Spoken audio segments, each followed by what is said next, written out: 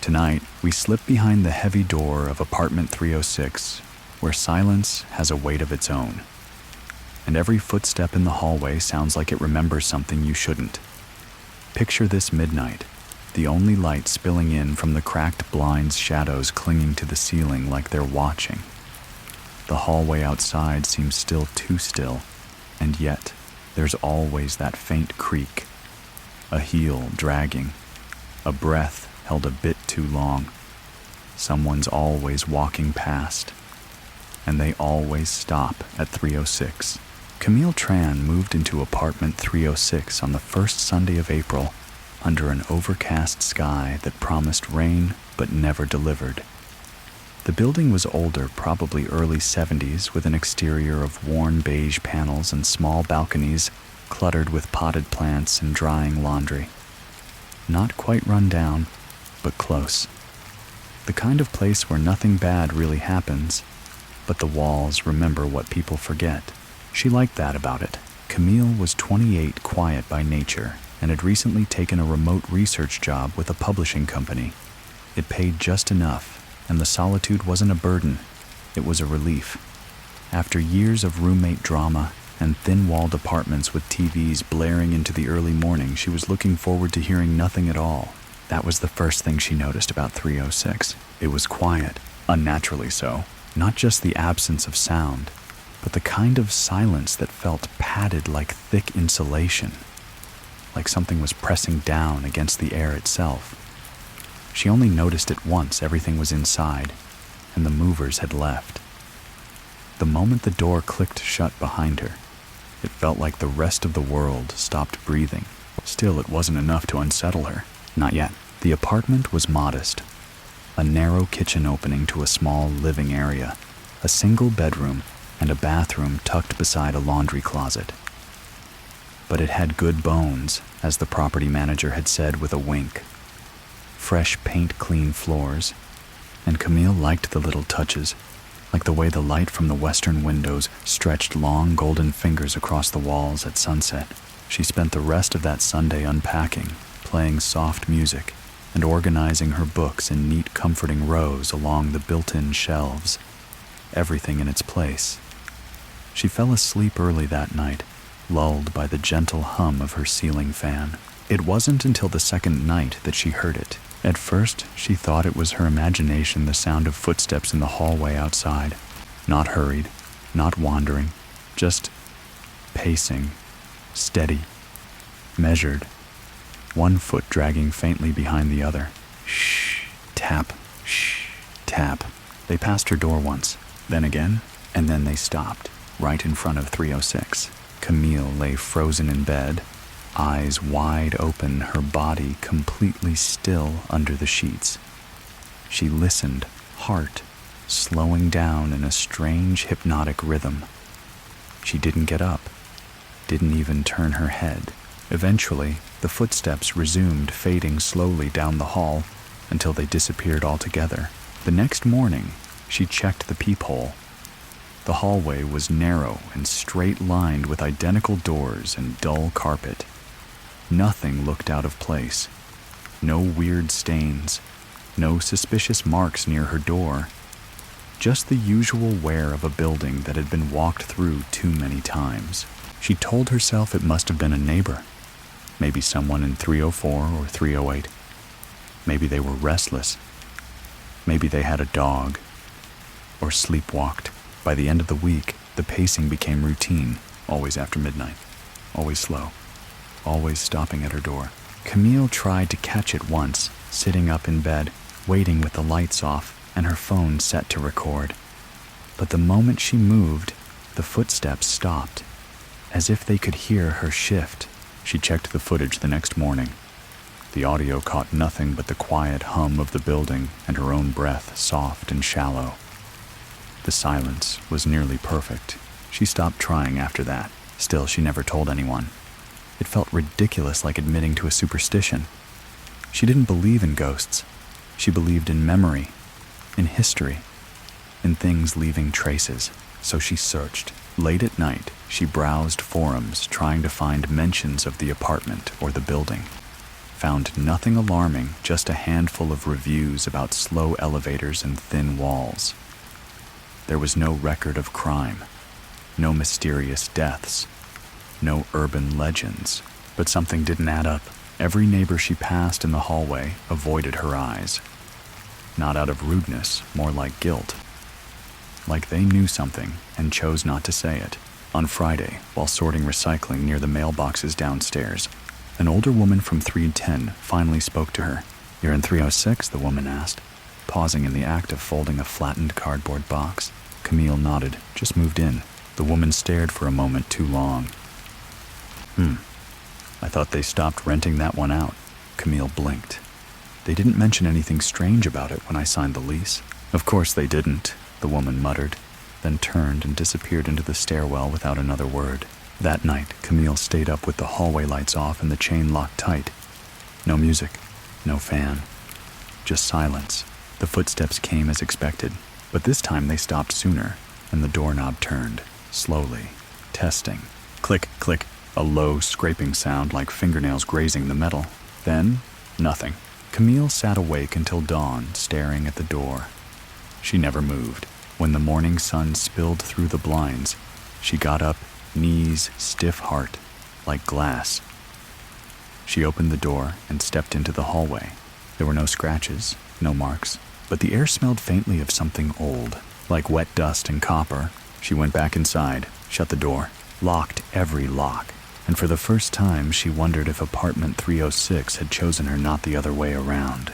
The day passed slowly, each hour dragging like a reluctant shadow across the walls of apartment 306. Camille kept busy answering emails, organizing her notes for the manuscript she'd been assigned, anything to ignore the gnawing discomfort that had settled beneath her skin. But no matter how hard she tried to focus, her thoughts looped back to the doorknob. It hadn't just turned, it had tested her. That night, Camille placed a small strip of paper across the edge of the doorframe and sealed it in place with a thin layer of tape. If it broke or shifted, she'd know. Some part of her wanted the proof. Something real to justify the way her chest tightened every time the light in the hallway flickered. She didn't sleep, just lay there with the lamp on low and a cup of cold tea untouched on her nightstand. The footsteps came again, softer this time, like someone trying not to wake a sleeping house. She could almost hear the brush of a coat, hem against the wall. The hesitation. The weight of something that knew exactly where she was, and yet never knocked. They stopped. So did her breathing. Then, a voice, barely audible, just below a whisper, like someone speaking into the door. She didn't understand the words, not at first. It was a soft murmuring, rhythmic low, but with no clear pattern. She strained to hear heart beating high in her throat. And then something intelligible floated through the door, like a thread caught on wind, still in there, still waiting. The voice didn't sound angry or desperate. It sounded patient. And somehow that terrified her more. She didn't move until the footsteps retreated, drawn away into the far end of the corridor.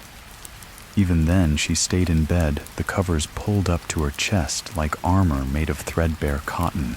Morning came with a flat gray light and the smell of concrete after rain. Camille walked to the door and inspected the paper seal. It was intact. Not a tear, not a wrinkle. Yet she knew someone had been there. Not knowing what else to do, she visited the leasing office that afternoon. A girl in her early 20s sat behind the desk, typing with long fake nails and earbuds in one ear. Camille waited until she looked up. "Hi, I'm in 306. Can I ask something about the building?" The girl nodded, uninterested. "Sure." Camille lowered her voice. "Has anyone ever reported noises in the hallway at night?" The girl gave her a look, half curiosity, half boredom. "You mean like footsteps?" Camille felt the hairs on her arm rise. "Yes." The girl chewed the inside of her cheek. "No one's complained in a while. Some people said that hallway echo's weird. You get used to it. But the door, Camille hesitated. Has anyone ever said someone was trying to get in? The girl frowned. You should call security if that happens. Camille nodded and left. Back in her apartment, she stared at the door from the couch. She tried to remember if she had dreamed the voice, if maybe stress and caffeine and long nights had started to twist reality at the edges. But no amount of rationalizing could shake the way her bones seemed to hum with unease. That night, she left a bowl of salt by the door, not because she believed in that sort of thing, but because she had nothing else to try. She told herself it was an experiment. Something to prove that nothing was happening, that this was just an old building with poor insulation and thin doors. The salt would stay still, untouched, unbroken. She set up her phone across the room, angled toward the entrance, and hit record. The pacing came later than usual, nearly 2:15 a.m. By then, Camille was wide awake, her eyes fixed on the door. The steps were slower now, more deliberate, as though the thing walking had grown confident, familiar, and then silence. Not the peaceful kind, the kind that presses into your skull. 30 full seconds passed before the sound came, a click soft like nails tapping the doorframe. Then another voice, different from before, still low but smoother, less human. You're listening, aren't you? Camille stopped breathing. The voice didn't wait. You shouldn't be. And then the bowl of salt shattered, not toppled, not spilled. It cracked in a perfect ring glass, splintering in a hushed burst that sounded almost apologetic. The hallway remained silent, no footsteps leaving, no sign of retreat, just the soft crackle of glass cooling in the night air. She stayed on the couch until morning. When she finally gathered the courage to check the phone, the video was still recording. She skipped forward minute by minute, watching the time code move. And then, at exactly 2:17 a.m., the screen glitched, only for a second, just long enough to blur the frame and stretch the shadows near the door into strange angles. And then everything returned to normal, except the bowl. It was no longer in frame. The shards had moved just an inch, just enough to form a subtle curve like a smile drawn with broken teeth. Camille deleted the footage. She told herself it was corrupted, that it didn't prove anything. But she didn't put the salt back, didn't need to. Whatever was outside the door already knew she was listening, already knew she was alone, and it was starting to talk. Camille began sleeping with the hallway light on. It wasn't much, just a flickering, jaundiced bulb that buzzed faintly through the peephole, but it made her feel like the darkness couldn't push all the way in. Like something out there still held its distance under fluorescent surveillance. The building was quiet during the day, as if every floor held its breath between the hours of 9 and 5. The silence took on a new texture, now no longer neutral.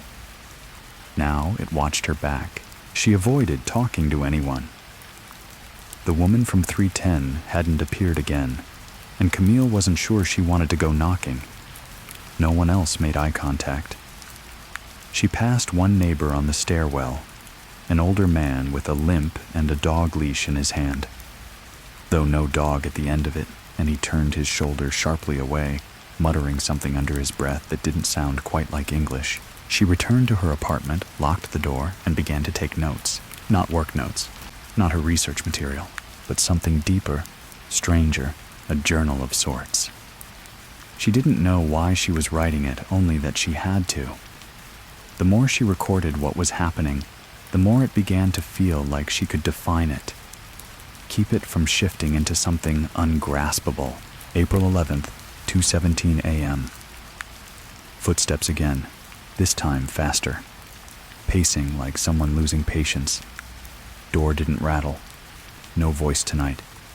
The bulb outside is dimmer. I think it's dying. April 13th, 2:13 a.m. Woke up to the smell of smoke. Nothing burning. Smelled like damp wood or old matches. Like something had burned out a long time ago. April 14th, 2:20 a.m. Heard whispering under the floorboards. Not above. Under. Just for a second. Then silence. By the end of the week, Camille found herself drawn to the peephole. She hated it, but she couldn't stop. Each night, she would sit on the edge of the couch, lights off, wrapped in a sweater and blanket like armor waiting for the sound to begin. She would tiptoe to the door slowly, so slowly, and press her eye against the tiny fisheye lens. Most of the time there was nothing, but sometimes she could see it. Not clearly, never clearly. The hallway would bend just slightly, the walls seeming too long, the shadows at the end too thick. There would be a shape at the edge of vision. Not a person. Not exactly. It was too thin, too still. Sometimes she swore it was facing the wrong way toward the far wall, its back to her door, but she could feel its gaze anyway. Like it knew she was watching. One night she didn't wait until the steps began. She checked the peephole at midnight just out of habit and saw a figure already standing there. Not walking, not moving, just there. It was close. Closer than ever. Facing the door directly. The lights in the hallway were off, but the darkness bent strangely around the silhouette, like it had a gravity of its own. Camille didn't scream. She backed away slowly, breath-held heartbeat echoing in her ears. And then tap. A single knock, gentle, as if asking politely. She stood frozen, a hand to her mouth until the sound came again. Not a knock this time, a voice. That same whispering cadence, but clearer now. Why do you look? If you don't want to see. The hallway light flickered back on. She dared to peek again. The figure was gone, but the sound of the bulb buzzing was louder now. Harsher, like a wasp behind glass. She tried to call the building's front desk the next day, but the number on the rental agreement rang twice and disconnected. When she visited in person, the office was locked and the window covered with brown paper. A small sign taped to the door read, "Out for maintenance, back soon, no date, no time." She checked again 2 days later. The sign hadn't moved. The paper had yellowed slightly at the edges. That night, Camille pulled her mattress into the living room and set it in front of the balcony door. Something about the hallway, the front door in particular, had started to feel less like an exit and more like a mouth. Something that could open wider than it should. She found herself thinking in strange metaphors. Mouth, teeth, breath in the walls, as if the apartment wasn't a space but a body, and she was inside it. When she lay down to sleep, she kept the curtains open. Let the red-orange glow from the streetlights below wash in. But even with the change of scenery, she could feel it, that presence, not directly outside the door now, but somewhere in the walls, somewhere between. And that night, she dreamed. A long hallway, endless, with doors on either side numbered repeating. Over and over, the lights above flickered, and in her dream she heard her own voice whispering from the far end, "Don't answer again." Again, as if she had answered before. When she woke up, she was standing at the front door. The chain was undone, the lock turned halfway, and her hand was on the doorknob, but the door had never opened. Not this time. Still, it left her wondering, what had she said before, and how many nights had she forgotten? Camille stayed inside for the next 3 days. The curtains remained drawn, the front door untouched. She moved through the apartment like someone walking barefoot over broken glass, slow, careful, uncertain where the danger actually lay. But she knew it was close. She barely ate. Drank only tea. Her inbox filled with unread emails, and the blinking notifications on her phone went unanswered. The outside world felt farther away than ever, like a place she had only imagined once in childhood. The dream still clung to her. It wasn't just the hallway she remembered. It was the voice, her own voice, but wrong. Too flat, too slow, like someone playing her words backward, each syllable echoing through a corridor that didn't end. The repetition of the number burned into her mind. 306. That night she gave in and turned on the TV, desperate for noise. Any noise. Something to drown out the hush in the walls. She flipped through channels without looking, letting the volume hum low. A home renovation show.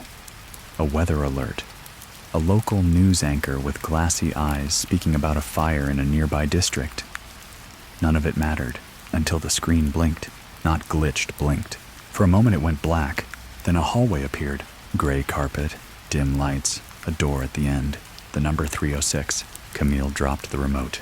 She scrambled to shut the TV off.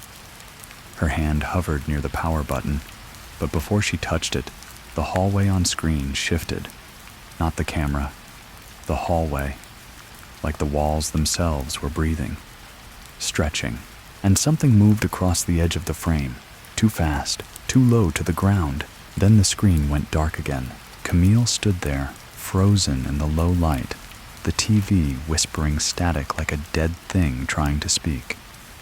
And in the corner of the room, just where the glow of the television faded, she swore she saw a figure sitting in the armchair, motionless, watching her. She blinked and it was gone, but the indentation on the cushion remained, faint but unmistakable. She didn't sleep that night. Instead, she sat on the floor by the balcony, knees drawn up, eyes locked on the door. At 3:04 a.m., something knocked. Once, then silence. She didn't move. The hallway light outside flickered, buzzed, died. She held her breath. Another knock, softer this time, closer to a tap, as if whatever stood outside was leaning in, pressing its face to the wood. Camille found herself whispering, though she didn't remember deciding to speak. "I'm not listening."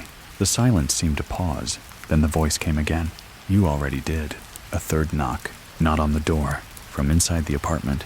Behind her, she turned slowly, every part of her body aching with fear. No one, no shadow, but something had changed. The light in the kitchen was on. She hadn't touched it, and the faucet was running slow, steady stream like a throat clearing. Camille crept toward it, reached out, turned it off. The moment the water stopped, she heard footsteps behind her. Not loud, just the impression of movement, a shift in pressure, the quiet squeak of a floorboard under weight. She spun, nothing. But the hallway, the one inside her apartment, looked different, longer, as if the walls had pulled back, as if apartment 306 was no longer the same size. She stared down that stretch of dim corridor from the kitchen to the front door, and suddenly it seemed impossible that it had ever been only a few paces long. There was distance now, space that hadn't been there before. She backed into the kitchen and shut the door behind her, clicked the small lock. It wouldn't stop anything, but it made her feel less seen. On the counter sat her old answering machine, still plugged in, even though she didn't have a landline service anymore. She kept it out of habit. Her mother's voice was on the tape recorded years ago. She hadn't touched it in ages, but the light on it was blinking now. A new message. She hit play. A sharp breath crackled through the speaker. And then, Camille Mann's voice rasped, "You should have opened it the first time." The tape stopped. The machine clicked. The light went out. She stood in the kitchen for the rest of the night, afraid to move. By morning, the apartment was back to its normal size. The hallway short again. The kitchen small and still. But Camille knew what she had felt. The space had shifted, and whatever waited outside her door was learning how to come in. She began placing her desk chair against the front door at night, propping it under the knob like a fragile barricade. She turned on every lamp, left the balcony door cracked just enough to feel the wind, just enough to pretend there was still a world outside. But the apartment didn't let her forget. Every night it changed slightly. A new crack on the wall, a cupboard opened by morning. A cup moved half an inch to the left. Nothing large, nothing obvious, but enough to make her question if she was alone. And sometimes, in the quietest moments before dawn, she could hear it again. The footsteps. Only now they came from above. Camille no longer kept time by clocks.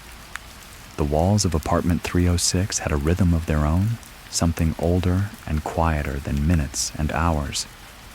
It didn't matter when she woke or when she slept, only that without fail the footsteps would come.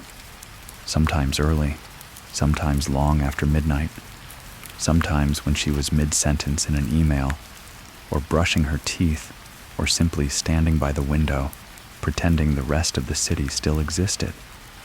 But they always came. What frightened her more than the footsteps now was how easily she adapted to them. There were moments, fleeting, shameful moments, when the sound of them brought a twisted kind of comfort. Not peace, but routine. The consistency of dread. The predictability of unease. She began marking the nights on the wall beside the balcony door using a dull pencil, a faint slash for each visit. By the end of 2 weeks, the wall looked like a tally of something ancient and feral, like she was keeping count of something buried and hungry that would one day rise. She stopped counting on the 15th night, not because the footsteps ceased, but because she realized the marks didn't line up. There were more visits than nights. Some nights it came twice. Her days blurred. She stopped answering phone calls.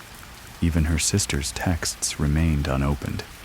She couldn't explain what was happening, and worse, she no longer cared about explaining. The outside world became a foreign tongue. Her groceries arrived through delivery.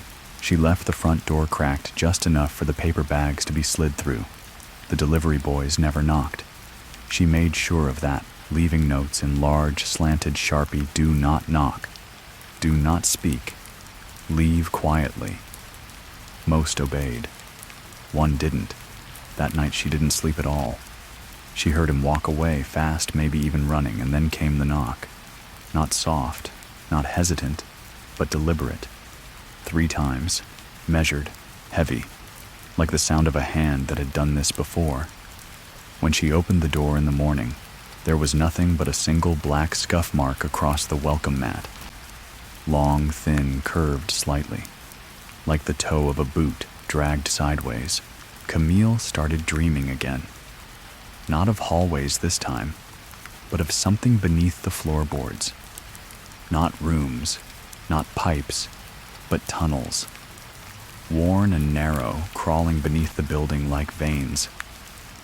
In the dreams, she was on her knees crawling through those tunnels with raw hands and a bloody lip chasing something ahead of her that she couldn't quite see. She'd wake with dirt under her nails. The first time she thought it was some forgotten dust.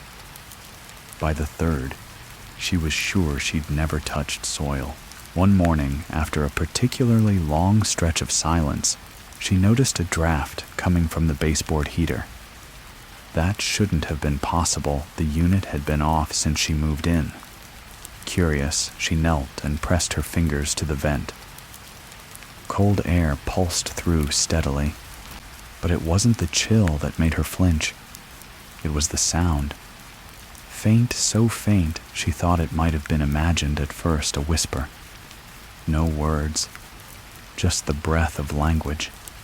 Something speaking in a room too far away to hear clearly. She pried open the cover with a butter knife leaning in. Her eyes adjusted to the dim space beyond the grate, and what she saw made her heart lurch into her throat. The duct didn't end a few feet in like it should have. It descended, down and down and down a shaft, not a vent. Too wide, too long. It disappeared into a velvet blackness that looked less like shadow and more like something that had never known light. She reached for her phone, turned on the flashlight, and shined it inside. The light only reached a few feet before vanishing. No walls, no end. Something moved below. Not fast, not threatening, just shifting, like something stirring in sleep. She slammed the cover shut and duct taped it down. Later, she dragged a chair in front of it and piled it with books. It wasn't that she believed it would stop anything. She just couldn't bear to see the dark mouth of that shaft yawning open anymore. That evening, she gathered every candle she owned and placed them in a circle around her bed. A ridiculous gesture. Childish. But she did it anyway. When she lit them, the flickering flames made shadows dance across the ceiling. But even in their warmth, she felt no comfort, only exposure. She imagined things watching her from the corners, blinking slowly in sync with the candlelight. She fell asleep despite herself, and woke in the middle of the night to every candle snuffed out. No smoke, no scent, just darkness. Total, unrelenting darkness, thick as wet wool. Even the light from the street below was gone, as if someone had drawn a curtain across the entire city. And then, of course, the knock came. Not from the front door this time, but from inside the bedroom wall. It was soft, almost gentle, and it repeated, 4 times, rhythmic, steady, like the beat of a heart that didn't belong to her. She didn't move, didn't breathe. Her eyes adjusted just enough to catch the silhouette of her room, the faint outline of her closet, the window, the chair she always left under the knob. Nothing was out of place. And yet the wall behind her throbbed with presence. She could feel it pressing against her back like a warm breath, invisible but undeniable.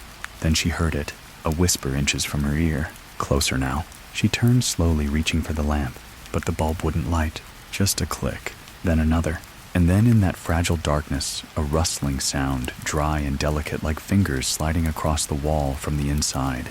She backed away and fled the room, stumbling into the hallway. The living room felt safer somehow, as if it still belonged to her.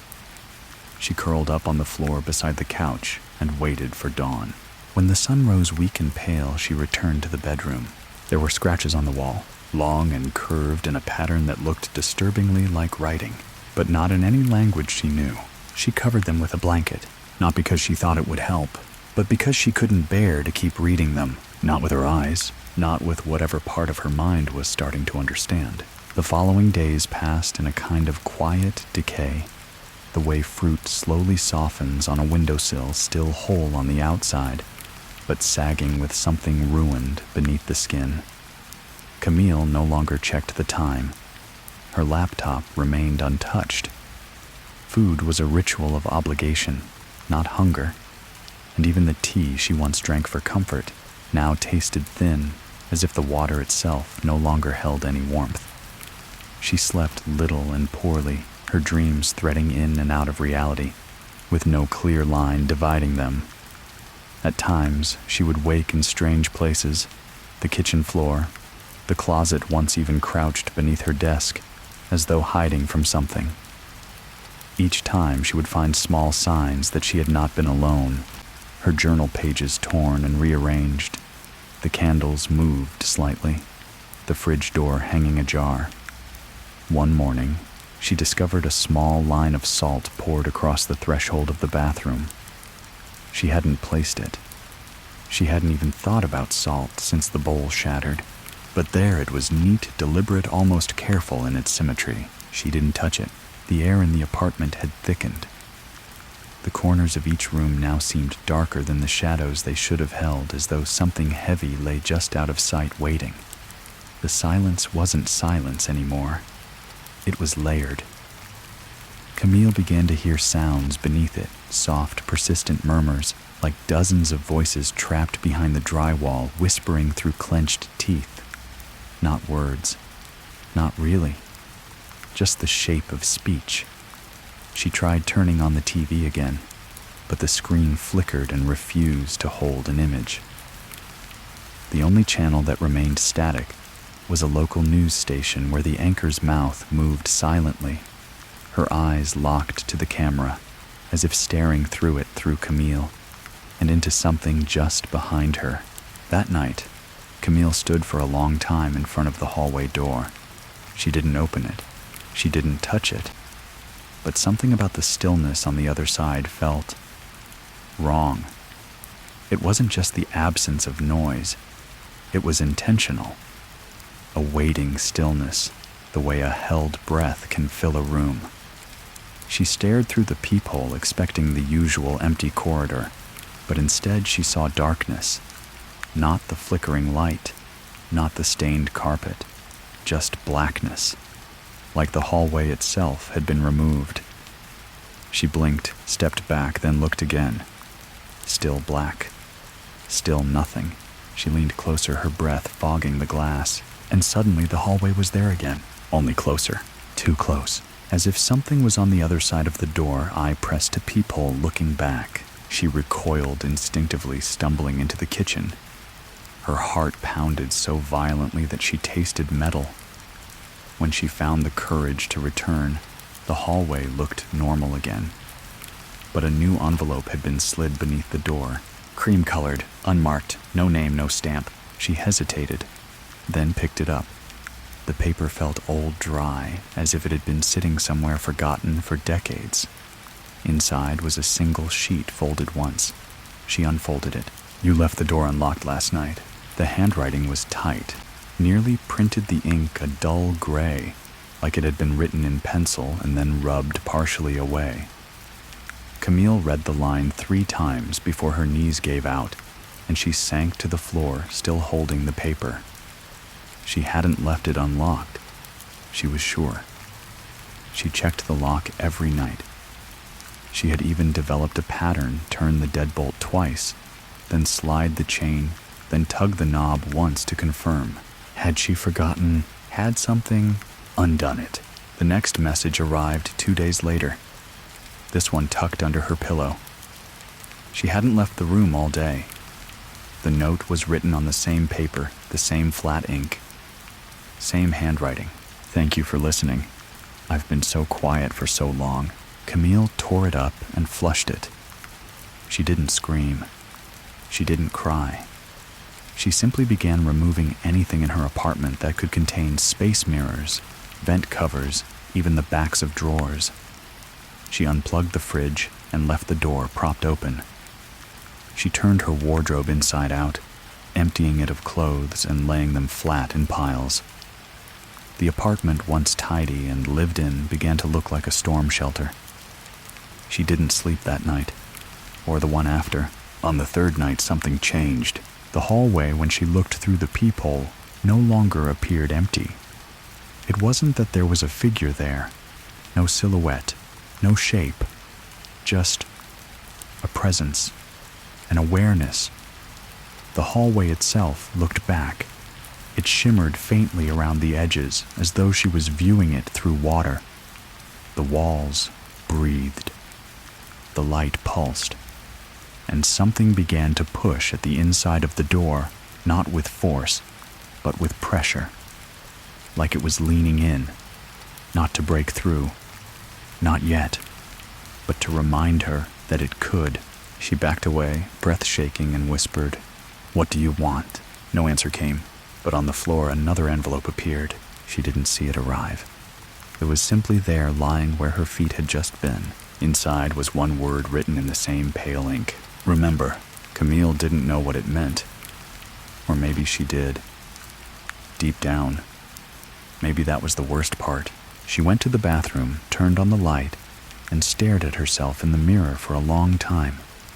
Her face was thinner than she remembered. Eyes, sunken hair, dull, the skin beneath her cheekbones, sallow and pale. But it wasn't just fatigue. There was something else there, a familiarity, as if she had seen this version of herself before long ago, in another place, in another version of this apartment. She stepped closer to the mirror, searching her reflection for anything at all, that didn't belong. And that's when she saw it, not in the mirror, but behind her. The bedroom door just over her shoulder stood slightly open. She had closed it, locked it, but now it was open just a few inches, just enough for someone to watch her from the dark. She turned quickly. The room was empty, but the sheets on her bed were pulled back, and on the pillow nestled neatly was another note: "You used to leave it open." She didn't sleep that night either. She didn't think she would ever sleep again. Camille began to feel time softening, stretching out like warm wax beneath a heat lamp. Days bled into nights, nights into something in between. It was no longer possible to track the difference between waking and dreaming, because sometimes what happened in the dark returned with her into the daylight. She would close her eyes in the afternoon and open them again to find the sun had moved the wrong way. The hallway would seem longer than it had an hour before. Doors creaked open when untouched. Her own reflection began to look slightly delayed, lagging behind the real movement of her hands like a poorly synchronized memory. She couldn't remember the last time she'd spoken aloud to another human being. Couldn't remember the last real meal. Her body was thinner now, face hollow collarbone, sharp beneath the loose fabric of her sweater. She wasn't starving, but she was emptying slowly, like something draining out through invisible holes. And all the while the apartment watched. There were rules now, unspoken but learned. She never opened the door after dark.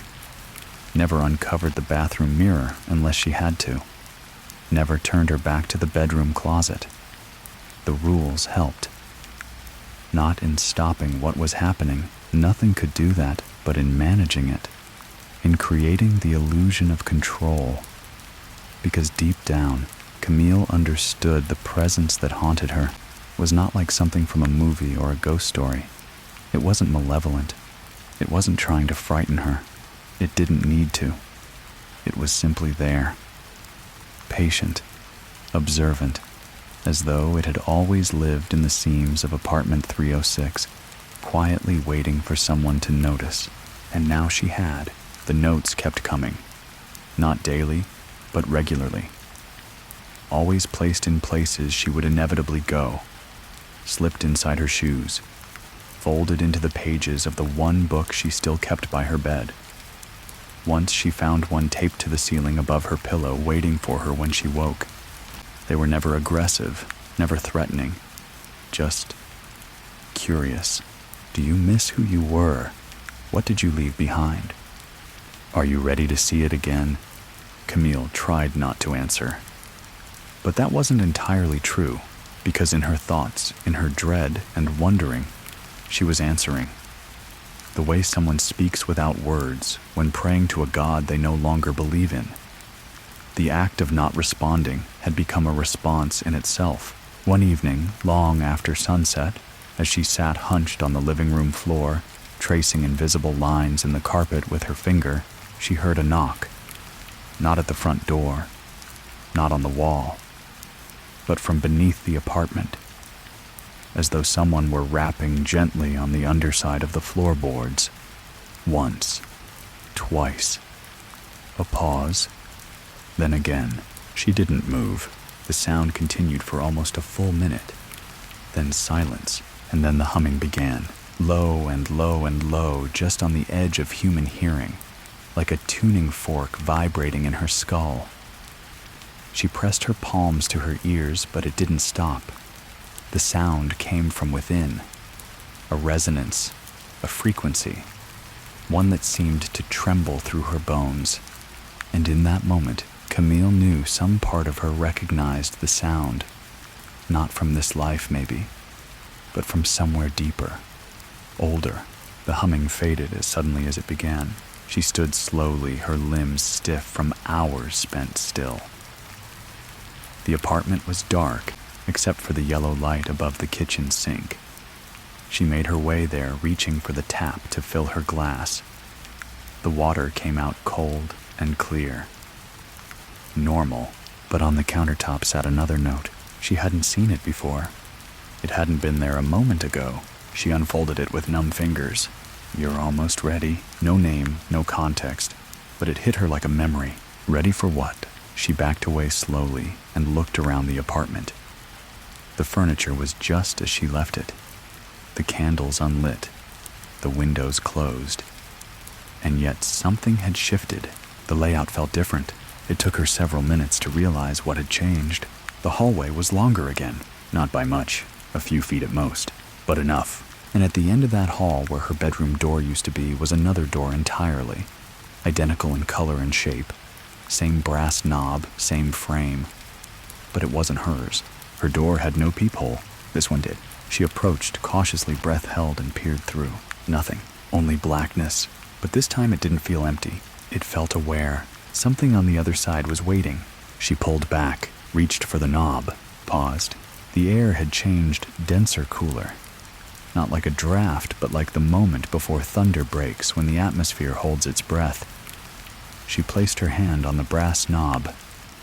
It pulsed beneath her skin. Warm. Almost alive. The moment stretched. A quiet choice hung in the air. And then she opened it. Not wide. Just an inch. Just enough to look through. There was no room beyond. No hallway. Only a long, spiraling staircase made of concrete and shadow descending into a darkness so complete it seemed to absorb light. The walls pulsed slightly like breathing. A low throb echoed from deep below like something vast shifting in its sleep. Camille stared into that stairwell, and for the first time in weeks her mind was silent. Not calm, not relieved, just silent. A thought came to her then, sudden and strange. What if I've already gone down there? What if this was a return? What if all of this had happened before? The notes, the mirror, the tallies on the wall. What if this wasn't the first time she'd been in apartment 306? The door creaked softly, opening another inch as if inviting her. She stepped back, closed it, turned the lock, and then turned to find a new note lying on the floor behind her. One she hadn't seen. One that hadn't been there seconds ago. You always hesitate here. She dropped it, walked backward into the kitchen, sat down, and for a long time she didn't move, because the note wasn't telling her something new. It was reminding her. Camille didn't sleep that night. She sat in the kitchen chair with her arms wrapped around her knees, the lights all on the apartment humming with an unnatural brightness that only made the shadows darker at the edges.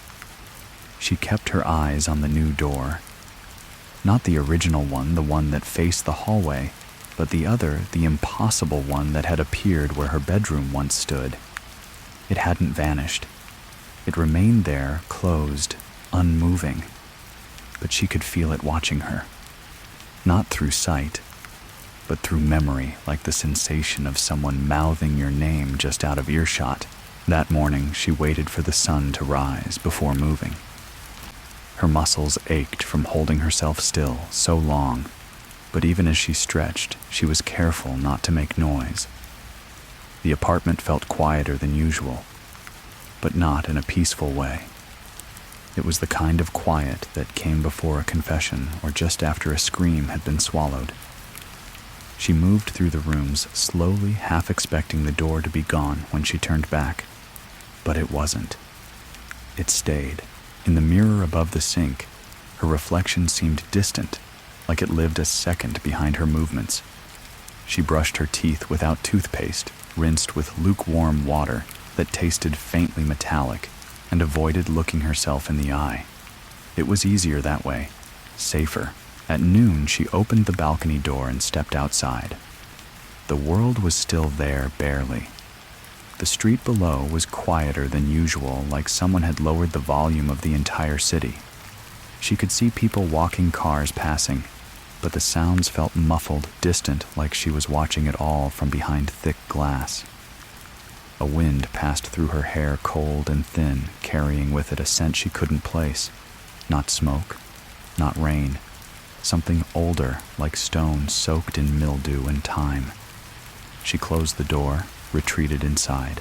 The note was waiting for her on the kitchen counter. She hadn't heard anything. No knock, no rustle of paper. But it was there. You've been here longer than you think. She stared at it. Something cold turned in her stomach. She reached for the wall where she had marked the tally of visits, all those slashes she'd made so carefully. But the pencil marks were gone. The wall was bare, clean, smooth as though no hand had ever touched it. She checked the rest of the apartment. Her journal, the one she'd written in night after night, was missing. The drawer where she kept it sat open and empty, though she could still feel the faint indentation of the spine against the wood. Her laptop refused to turn on. The lights dimmed and surged again. She sat down at the edge of her bed, which now faced the door to the staircase. The old bedroom door, the one that led to the hallway closet, no longer existed. The wall was seamless, as if there had never been another room at all. She felt lightheaded, not from fear but from certainty. She was being unwritten. Her habits, her objects, her evidence. The apartment was editing her. Later that evening, another note appeared, this time on the inside of the refrigerator door. She found it when reaching for a bottle of water, and for a second she nearly screamed at the sight of the paper nestled among the condiments like it belonged there. The descent is not down. That one lingered in her thoughts all night.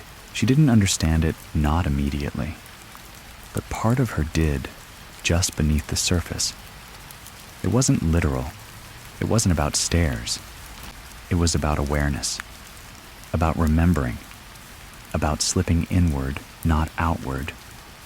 The descent was happening within her, not through some spatial portal, but through a slow unraveling of what she once knew as real. The door didn't knock that night, but she felt it. The pressure against the wall was different now. constant, no longer tethered to time or ritual. A presence not pacing, not knocking, but inhabiting, as if it had finally passed through the fabric between its world and hers, and now lived behind the drywall, breathing beside her heartbeat. She began to hear it at odd hours, whispering behind the refrigerator, footsteps in the ceiling when she sat too still, her name spoken in the crackle of the electric socket beside the bed. "Camille," it said once, soft and patient, as she drifted off at dawn. "You never really left." She jerked awake, drenched in cold sweat, and checked the clock. 3:06. Of course, the apartment wasn't haunted. Not in the way she had once thought. It was remembering her, reabsorbing her. She pulled open the closet near the balcony. It used to hold jackets boxes and a vacuum she barely used. Now it was empty, but not in the normal sense.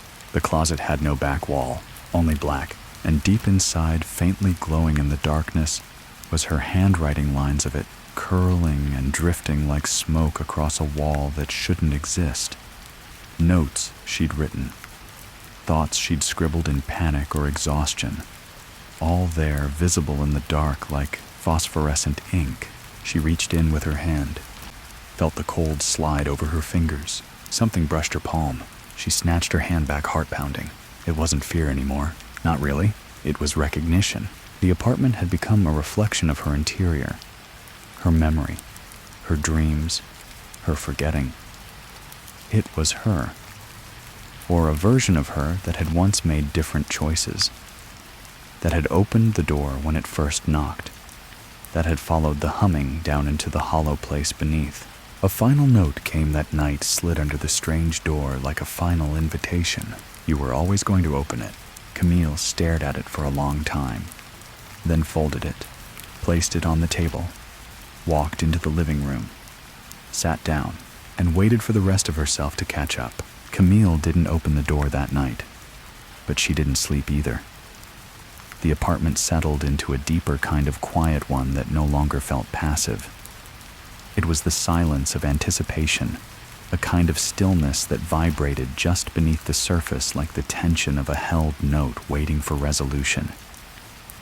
She sat on the living room floor for hours, legs crossed, palms open, body stilled, a pose that felt somewhere between meditation and surrender. There was no fear anymore, not in the way it had first come. The terror that once made her flinch at shadows had been replaced with something colder, something quieter, acceptance perhaps, or understanding. It was becoming harder to tell where she ended and the apartment began. The lights had stopped flickering. The clock on the wall now ticked backward, not fast, just a slow, patient rotation of time folding in on itself. She watched it spin counterclockwise, each tick seeming to pull the air a little tighter, the walls a little closer. Her reflection in the darkened television screen no longer mirrored her movements precisely. Sometimes it turned its head before she did. Sometimes it blinked out of sync. By morning, she noticed a strange feeling in her left hand, a numbness in the tips of her fingers. She flexed them slowly, watching the movement. There was no pain, only a subtle lag in sensation, like her nerves were just slightly delayed in delivering her body's messages. She pressed her hand against the wall. It felt warm, not warm like heated metal, but warm like skin, alive, breathing. The staircase door hadn't moved, still shut, still featureless with its single brass knob, but it had presence, more than before. It was beginning to anchor the apartment, like a center of gravity pulling the walls around it. The space had changed again. She couldn't remember how long the hallway used to be, couldn't remember how many rooms the apartment originally had. It had once felt small, manageable, but now it stretched in directions she didn't fully understand. It had become something organic, a structure that grew and adapted not out of architecture but out of her. She stood before the door, touched the knob, It felt warm, familiar. She didn't turn it. Instead, she spoke. "What's down there?" She didn't expect an answer. And none came, not with words. But in that moment, the light in the hallway dimmed slightly. The ceiling creaked once low and slow, as if something above her had shifted its weight. The phone rang. The landline, dead for weeks, crackled once, then rang again. The sound sharp and unnatural, cutting through the air like a bone snapping in a quiet room. She let it ring 3 times before picking up. She didn't speak. She didn't need to. A breath moved through the line. Then a voice, low and without tone, as though filtered through layers of dust and tape. "You opened it once. You walked the whole way down. You touched the door at the bottom." Camille's mouth went dry. "What door?" Another pause, then almost gently, "The one that looks like you." The line went dead. She stood in the middle of the room, breathing through her teeth, the plastic receiver still in her hand. She didn't want to remember, but pieces were surfacing, not memories exactly, more like shadows of thought, a feeling of descending stairs in total darkness, the sound of her own voice whispering things she didn't understand, the sensation of reaching out and touching something that breathed back. And somewhere in the depths of that recollection, a single word echoed. "Return." She dropped the receiver. It hit the floor and cracked open, revealing brittle wires curled like veins inside. By noon, every surface in the apartment had changed slightly. The walls bore faint markings she didn't remember. Curved lines. Strange symbols etched just under the paint, only visible if the light caught them at the right angle. She pressed her fingers to them, tracing their shapes. Some felt familiar. She began to recognize patterns, repeating curves. They almost looked like a map. But of what? She found another note, folded tightly and placed inside the freezer, stuck between a bag of peas and an unopened box of waffles. She didn't question how it had gotten there. That no longer mattered. "When you return, remember not to speak first." She reread it, let the paper fall to the floor. Then she went to the door, not the front door, the one that had replaced her bedroom, the descent door. She placed both palms against the wood and leaned in. It was warmer now. She could hear something beyond it, not voices, not movement. A low pulse, like a heartbeat, steady, inhuman, ancient. She stepped back. Not out of fear, but because she didn't feel ready. Not yet. Instead, she began to prepare. She took a shower, brushed her hair, put on the softest clothes she had left. Then she packed a small bag, a flashlight, her last working notebook, a pencil, a bottle of water, the worn copy of her favorite book. She didn't know why she chose those things, only that they felt like hers in a way nothing else did. As evening fell, she stood before the door again. Still it waited, still it breathed. The apartment around her had gone completely silent. No pipes groaned, no fridge buzzed, no wind outside the balcony. Just her breath, just the walls, just the door. She reached for the knob, paused, spoke one last time. "If I forget again, leave the notes." She turned the handle. The door opened without resistance, and behind it the staircase waited. Not endless, not monstrous, just waiting. The air that rose from below was cold, but not unpleasant. It smelled of dust and stone, and the scent of time left undisturbed. She stepped through. The door closed behind her, not with a slam, not with finality, but like something exhaling, like something welcoming her home. The stairwell swallowed sound. Camille noticed it as soon as the door shut behind her. How the world she'd left behind ceased to exist the moment the latch clicked into place. No echo from the apartment, no muffled buzz of electricity, no hum from streetlights or passing cars. Just an encompassing, almost sacred silence, like the first moment after a snowfall when the air holds still to listen. The stairs spiraled downward with a precision that didn't feel man-made. The concrete was smooth, too smooth, with no texture, no imperfections, as if carved in a single motion rather than constructed. There were no handrails, no lights, and yet she could see dimly, faintly lit only by the walls themselves, which emitted a soft gray glow, like the underside of clouds before a storm. Her footsteps made no sound. Even her breathing seemed muted, absorbed into the air before it could fully leave her lungs. She walked carefully, at first her hand trailing the inner curve of the wall. It was warm to the touch, not like a surface radiating heat, but like flesh beneath skin, subtle, alive, responsive.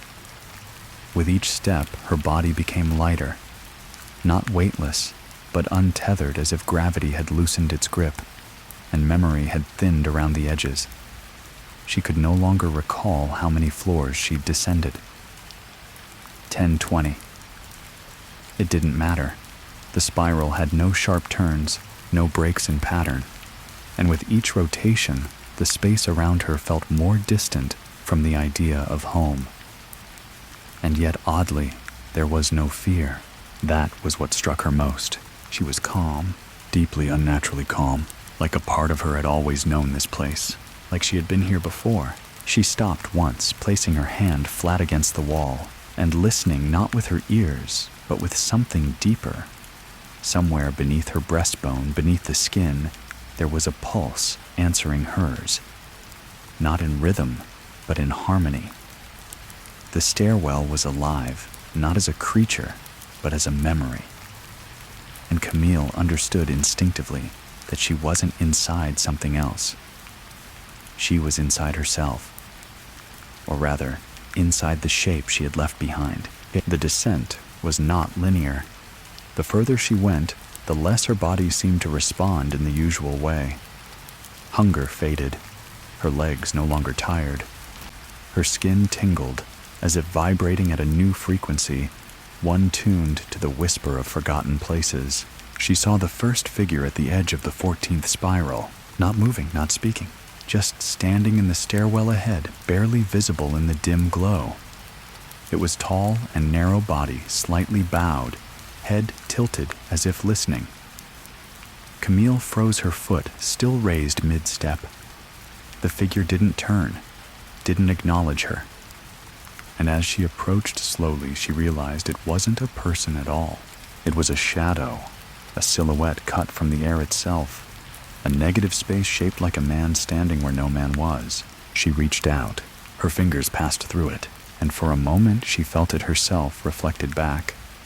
Not like a mirror, but like a song played back in reverse. A lifetime unlived. An echo of a decision never made. When she withdrew her hand, the shadow dissolved. Nothing remained, only a note folded precisely lying at her feet. She knelt and opened it, expecting the same handwriting, the same careful strokes, but this time the ink was smeared, as though written in haste. "Do not speak to the ones who answer." Camille read it twice, then folded it and placed it in her pocket. She continued downward, the note burning quietly against her thigh, as if it knew what was coming. The stairwell narrowed the deeper she went. The walls began to curve inward, the ceiling lowering just enough to force her to duck slightly. The glow from the walls faded to a dull sheen. Her hand met dampness as though the material had begun to sweat. The silence deepened into something denser, heavier. Her breath fogged before her mouth now, and her skin prickled with a cold that had no source. Then came the second figure.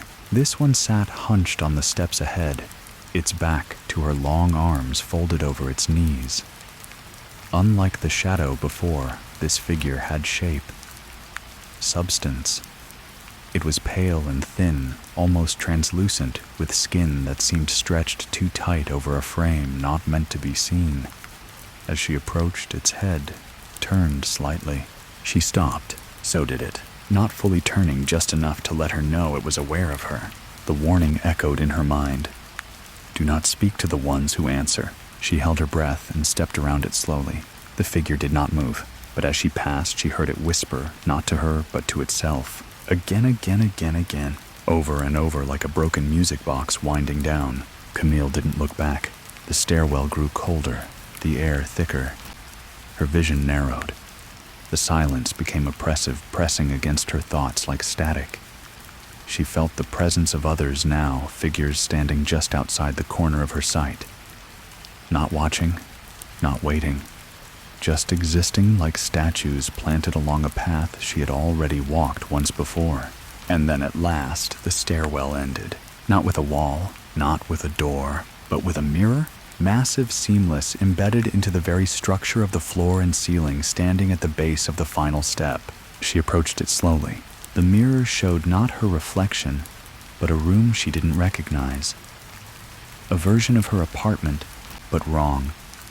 The furniture distorted, the walls bending inward, the windows boarded shut. And in the center of it all stood herself, dressed in black, face calm hands, outstretched as if welcoming her into something irreversible. Camille reached out. The glass rippled, and the version of herself on the other side smiled, not warmly, not cruelly, but knowingly. And then she spoke a whisper that echoed not through the ears, but straight into Camille's chest. You remember now. The mirror did not shatter. It opened, and Camille stepped through. Crossing through the mirror wasn't like stepping into a reflection. It wasn't a burst of cold or a warping shimmer of glass. It was quieter than that, slower, like wading into deep water you hadn't realized was there. Camille felt the resistance first, like the mirror didn't want to let her in too quickly. It held her for a moment, a breath, a pause as though checking to see if she truly remembered. And then it yielded. The room on the other side wasn't just a distorted version of her apartment. It was a reconstruction, personal, deliberate, intimate, in a way that made her skin crawl. The layout was nearly identical. The balcony door, the couch, the kitchen, with the exact same chipped corner on the countertop. But the colors were all slightly off, like the memory of the space had been reassembled by someone who had never actually lived there.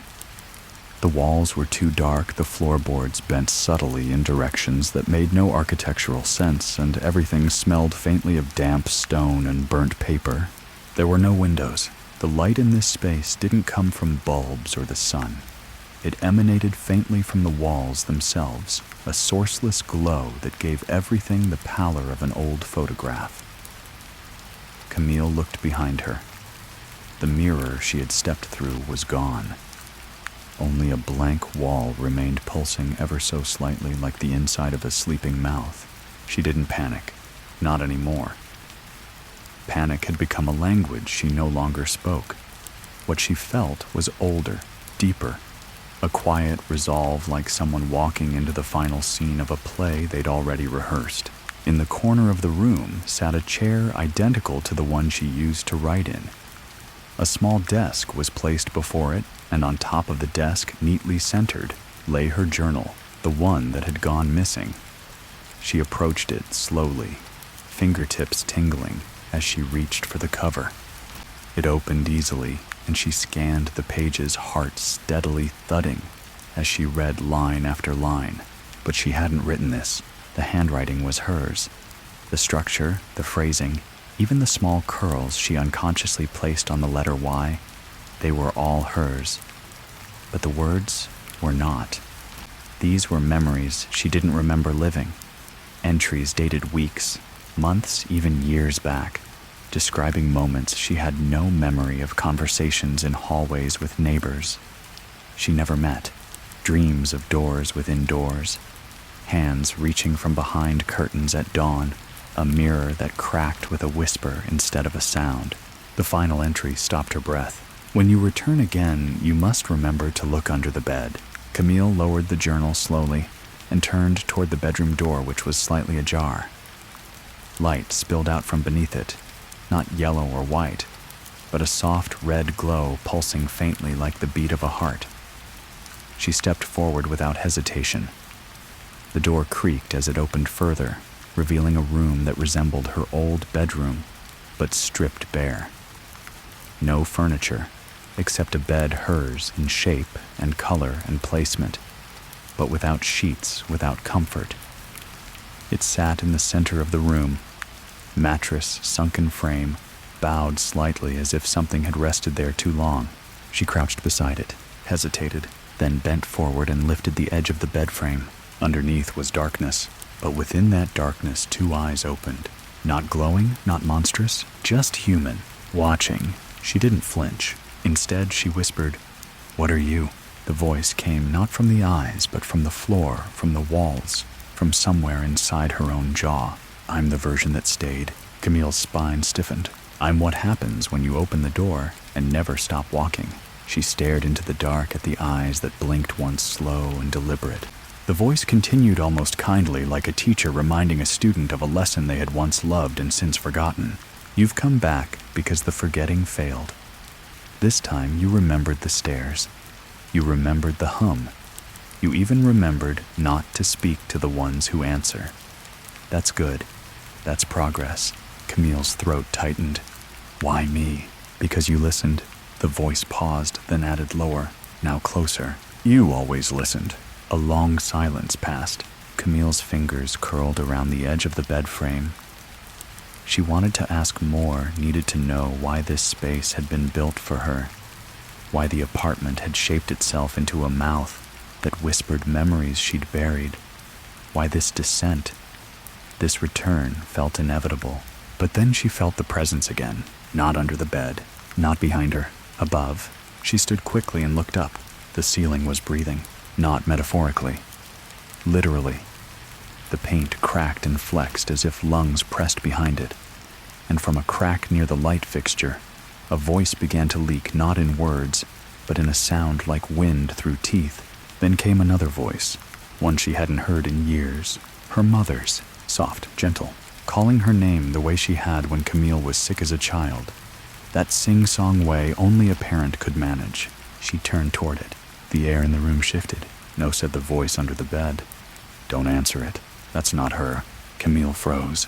The red light dimmed slightly, casting the room into a rose-colored dusk. The voice above called again, this time sounding more urgent, more real.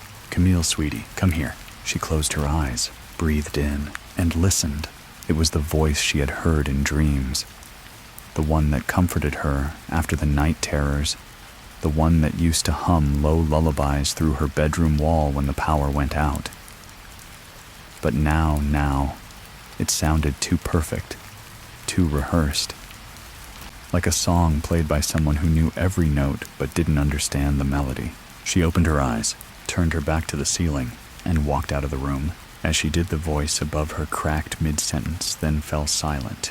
The breath in the ceiling stopped, the walls exhaled, and the mirror behind her shimmered back into place, now visible again, glowing with pale white light. A new note lay at its base. "You didn't answer this time. Good. You're almost there." Camille picked it up, folded it into her pocket, and prepared herself to descend again. Camille no longer moved through the space like a visitor. This version of the apartment, this half-remembered place twisted in quiet, impossible geometry, no longer unsettled her in the way it once had.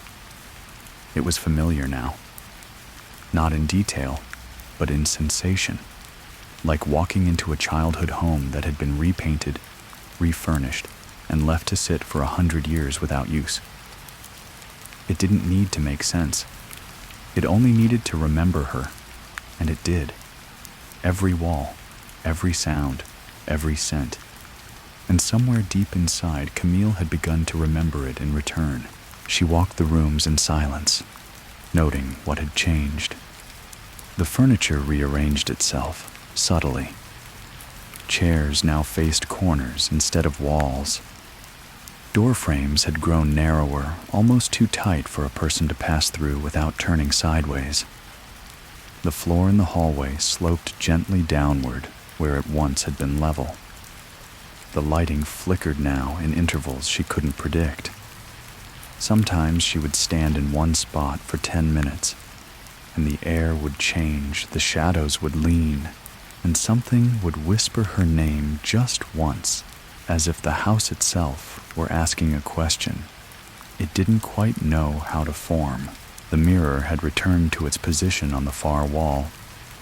She stood before it now, staring at her reflection.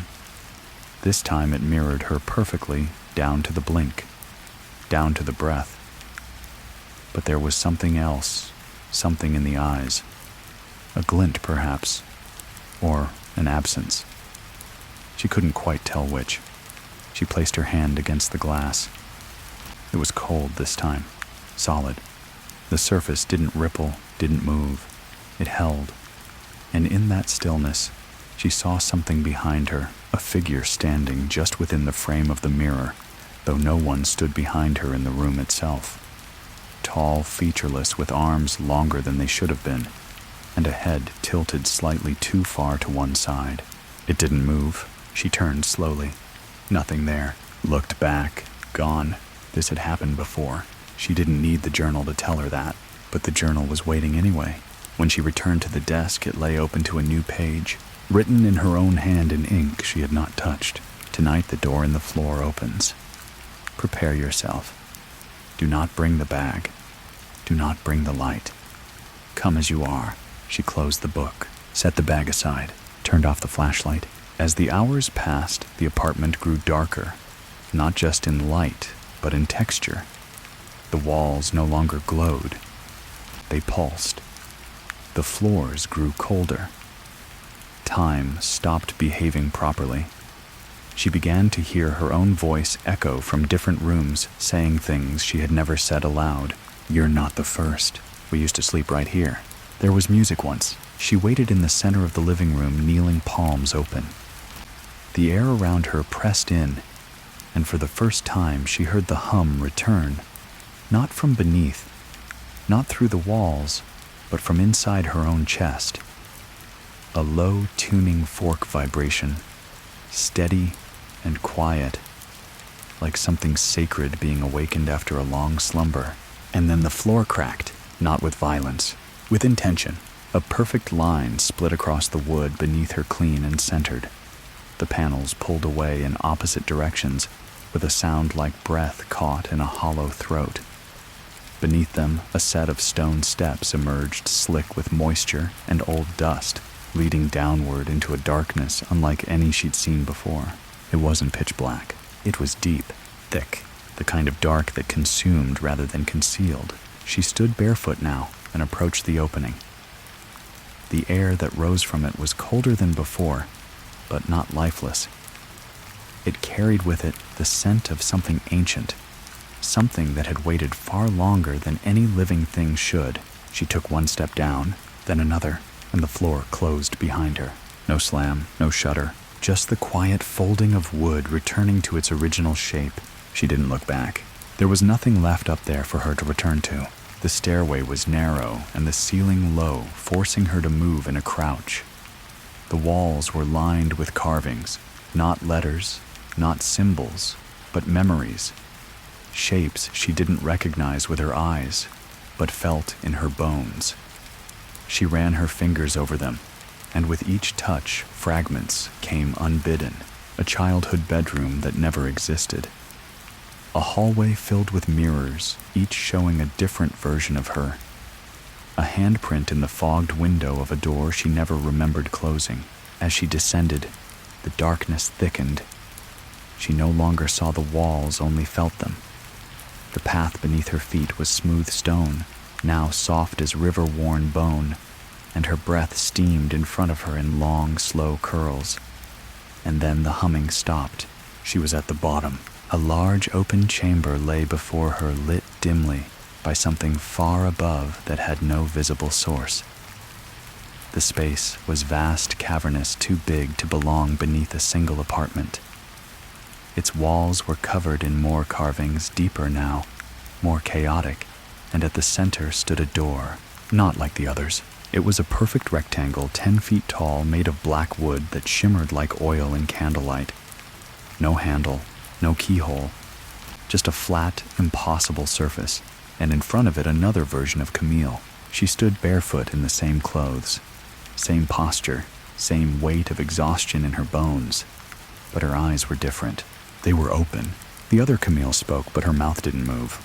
Do you understand now? Camille swallowed, nodded slowly. I think I do. Then you know what this is. She looked at the door. It's the final one. The other Camille smiled. It's the first. A silence passed between them, heavy with things not said. Then the double stepped aside. Camille approached, placed both hands on the door. And for the first time in what might have been years or only seconds, she remembered everything. Camille didn't hesitate this time. Her palms pressed flat against the black wood, and the moment her skin made contact, the surface rippled like water struck by sound. It was not a door that opened. It was a memory flexing wide enough for her to step through. The sensation of passing wasn't physical. Her body didn't move in the traditional sense. Rather, the space around her unfolded, peeled itself apart like pages turning in a book whose spine had finally cracked open after years of pressure. On the other side, there was no hallway, no stairs, no mirrored distortion of her home. There was a room, square, silent, softly lit by thousands, maybe millions of faintly glowing threads that floated mid-air, drifting from floor to ceiling in slow spirals like dust caught in reverse gravity. The space had no shadows, no sharp corners, only this gentle illumination, casting a glow that soothed and disturbed all at once. In the center of the room was a chair, and in the chair sat herself, not a doppelganger, not a shadow. It was her, the version she had left behind, eyes closed, breathing shallow, not asleep, not dead, but paused, suspended between one choice and another, between dissent and denial. Camille circled the figure slowly, barely able to breathe. She looked older, not in years, but in weight, a face weathered by knowledge, a spine curled as if from carrying memory too long, and in her lap lay something wrapped in cloth, carefully, lovingly, something that pulsed. Camille reached forward. The seated version opened her eyes. They were black, not in color but in depth, endless, starless, not empty, full. Camille froze. The seated self tilted her head and spoke softly. "You finally made it to the center." Her voice wasn't ominous. It was tired, gentle, like a priest confessing their own sins. "I didn't know what was on the other side," Camille whispered. "I thought it would be a monster." The seated self smiled faintly. "It is." Camille looked down at the wrapped object in her lap.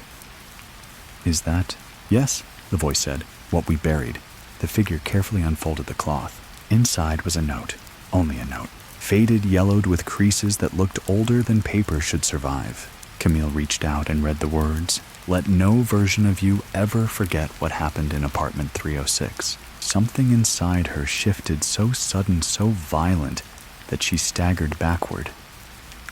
The walls around her pulsed. The glowing threads writhed. Every corner of this impossible room echoed with remembrance. Images flooded her. A man standing in the hallway of the old apartment every night at 3:06 a.m., staring at the door with eyes that knew her name. A mirror in her childhood home that sometimes showed things behind her that weren't there. A voice on the phone whispering, "Don't let them convince you this place is real." Her body moving without her will, waking in places she hadn't fallen asleep. Her voice answering questions in languages she didn't speak. The day she first arrived at apartment 306 and signed a lease with a manager whose name was blacked out on the copy she kept. And worst of all, the memory of herself walking down the staircase the first time long ago, before she forgot, before she sealed the mirror, before the walls rebuilt her history to protect her. This place, this spiral of reflection and descent, was a container, not for spirits, but for versions. Every Camille who had chosen to forget, every Camille who had ignored the footsteps, who turned up the music to drown out the hum, who denied the scratching at the door. They were all still here, scattered through the architecture echoes, living just outside her peripheral vision. The seated version, her guardian, her placeholder, her keeper, spoke again. "To remember is to descend, but to descend is not to escape. It is to become." Camille shook her head, though not in resistance. "I don't know what I'm supposed to do." "You already did it," the voice said. "You chose to stay conscious." The air grew still. The thread slowed. And then for the first time the room spoke, not the version in the chair, not the memory in the paper, but the place itself. You are the last. Camille turned in place. The light dimmed. The threads faded, and behind her the door closed, not with finality, but with understanding. This room was not meant to trap her. It was meant to hold her until she was ready to carry everything back. She turned to her seated self, who now began to dissolve, not disappear, not vanish. Rejoin. Their hands met. A brief flicker of resistance, and then Camille stood alone in the room, but no longer alone in herself. Everything she had seen, everything she had run from, everything the door had hidden, it was hers again, not haunting her, belonging to her. And from above, somewhere out of reach, a low chime echoed, the same tone she had heard that very first night, masked as footsteps in the hall. Only now did she understand. They weren't warning her. They were calling her back. The center was not the end. It was the beginning again, and Camille at last was ready to open the right door. Camille stood at the center of the room, alone, whole, and entirely changed. She didn't feel triumphant. There was no cinematic swell of realization, no surge of victory. Instead, what filled her was stillness, like the quiet that follows a long-forgotten name being spoken aloud for the first time in years. It was the stillness of knowing, of memory made permanent. The threads of light that had once spiraled gently through the room were now gone. In their place, an ambient warmth hovered just above the skin, the kind that follows deep understanding, the heat of a fever breaking, or of standing in sunlight after too many hours indoors. She looked down at her hands, expecting them to look different. They didn't, but she could feel the difference. Her fingers no longer trembled. Her breath no longer caught in her chest. She felt anchored at last to the body she had once avoided inhabiting, and the room, sensing the change, began to shift. It didn't rotate or crumble or transform in any violent way. It simply retracted, folding itself inward like paper collapsing into a familiar shape. Walls pressed closer. The floor lifted slightly. The air lost its otherworldly hum. A door appeared on the far side plane, small, completely unremarkable. Camille walked toward it, and as she moved, her bare feet touched solid wood again. Familiar wood. The same floor as apartment 306. The same grain, the same scuffs near the corners. She placed her hand on the knob. It was cool, real. She turned it, slowly opened the door, and stepped through. And just like that, she was back in the apartment, but not the distorted version, the real one. Her couch sat by the window, her books in quiet rows along the built-in shelf. The light outside was pale, dusky, with rain tapping gently against the glass balcony door. The air smelled like her tea, bergamot, and chamomile, faint and steady. It was normal, ordinary. The kind of ordinary that would have felt offensive only hours ago. But now it made her want to cry. She stepped forward, slowly scanning the apartment for any signs of wrongness. No shadows out of place, no figures watching from the mirror. The hallway was hallway again. The bedroom, small, cluttered, lived in, no longer breathed. The walls were walls, and the mirror over the sink showed only her reflection blinking. When she blinked, tired and haunted but true. Still, one thing was different. A single note lay on the coffee table, unfolded, waiting. She approached it and read the sentence written in her own hand, though she knew she hadn't written it recently. "If the hallway knocks again this time, you will open." Her pulse skipped. She looked at the front door. It was closed, locked, quiet. The clock above the kitchen sink read 2:47 a.m. She waited, not out of fear, not out of defiance, just readiness. The silence stretched. Then, footsteps, slow, steady, just like before, dragging slightly one foot after the other, as though someone walked without quite knowing how. Camille stood up, faced the door. The hallway light buzzed faintly through the peephole, and the steps stopped. Right outside, no knock came. Not yet. She approached, gently pressed her eye to the peephole. Nothing, only the hallway. Still, quiet, but she knew it was there. She pressed her palm to the door, waited, then softly one knock, not impatient, not loud, just a presence reminding her that she was no longer just a resident of this place. She was the place now. She unlatched the deadbolt, slid the chain, turned the knob, and opened the door. No one stood there, just the hallway. Empty, lit by the usual yellow light-worn carpet stretching left and right. But something had changed. The space welcomed her now, and in the center of the welcome mat, where she had once found a note, sat an object wrapped in black cloth. She bent, picked it up, carried it inside, closed the door behind her, unwrapped it. Inside was a mirror, small, hand-sized oval, its frame carved with the same symbols she had seen etched in the walls beneath. She looked into it.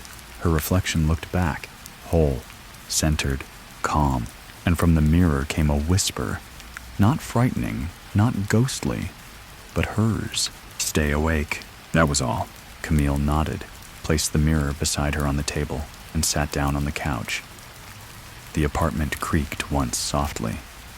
The lights hummed, and the world for the first time in years felt quiet, in a way that did not threaten. She had gone down, and come back, and this time she would not forget. The days that followed were unlike any Camille had ever known. Time flowed again, not smoothly, but at least predictably. Morning light seeped in through the blinds with a soft regularity, casting warm strips across the floor that reminded her of childhood naps and forgotten summers. The apartment now settled into a more familiar shape, no longer pulsed or whispered, or rearranged itself when she turned her back. But even in that comfort, something lingered, a thread pulled taut beneath the ordinary. Camille felt it in the pauses between sounds and the gentle hush just before the refrigerator kicked on in the spaces between heartbeats. She had returned, yes, but she had brought something with her, or perhaps something had followed. She no longer received notes. Instead, the mirror, small, ornate, impossibly ancient, began to speak. Not in words, not in sentences, in glimpses, reflections that did not match her movements. Moments where her expression flickered into something unfamiliar, then settled again, as though nothing had shifted. Sometimes, when she walked past it, she would catch sight of other rooms she had never entered, lined with doors that bore no numbers, each frame pulsing with light red or gold or bone white. Once she saw herself in the reflection standing not in her apartment, but in a field of gray ash beneath a sky split by soundless thunder. And for a moment, her eyes in the mirror were filled with stars. She didn't flinch.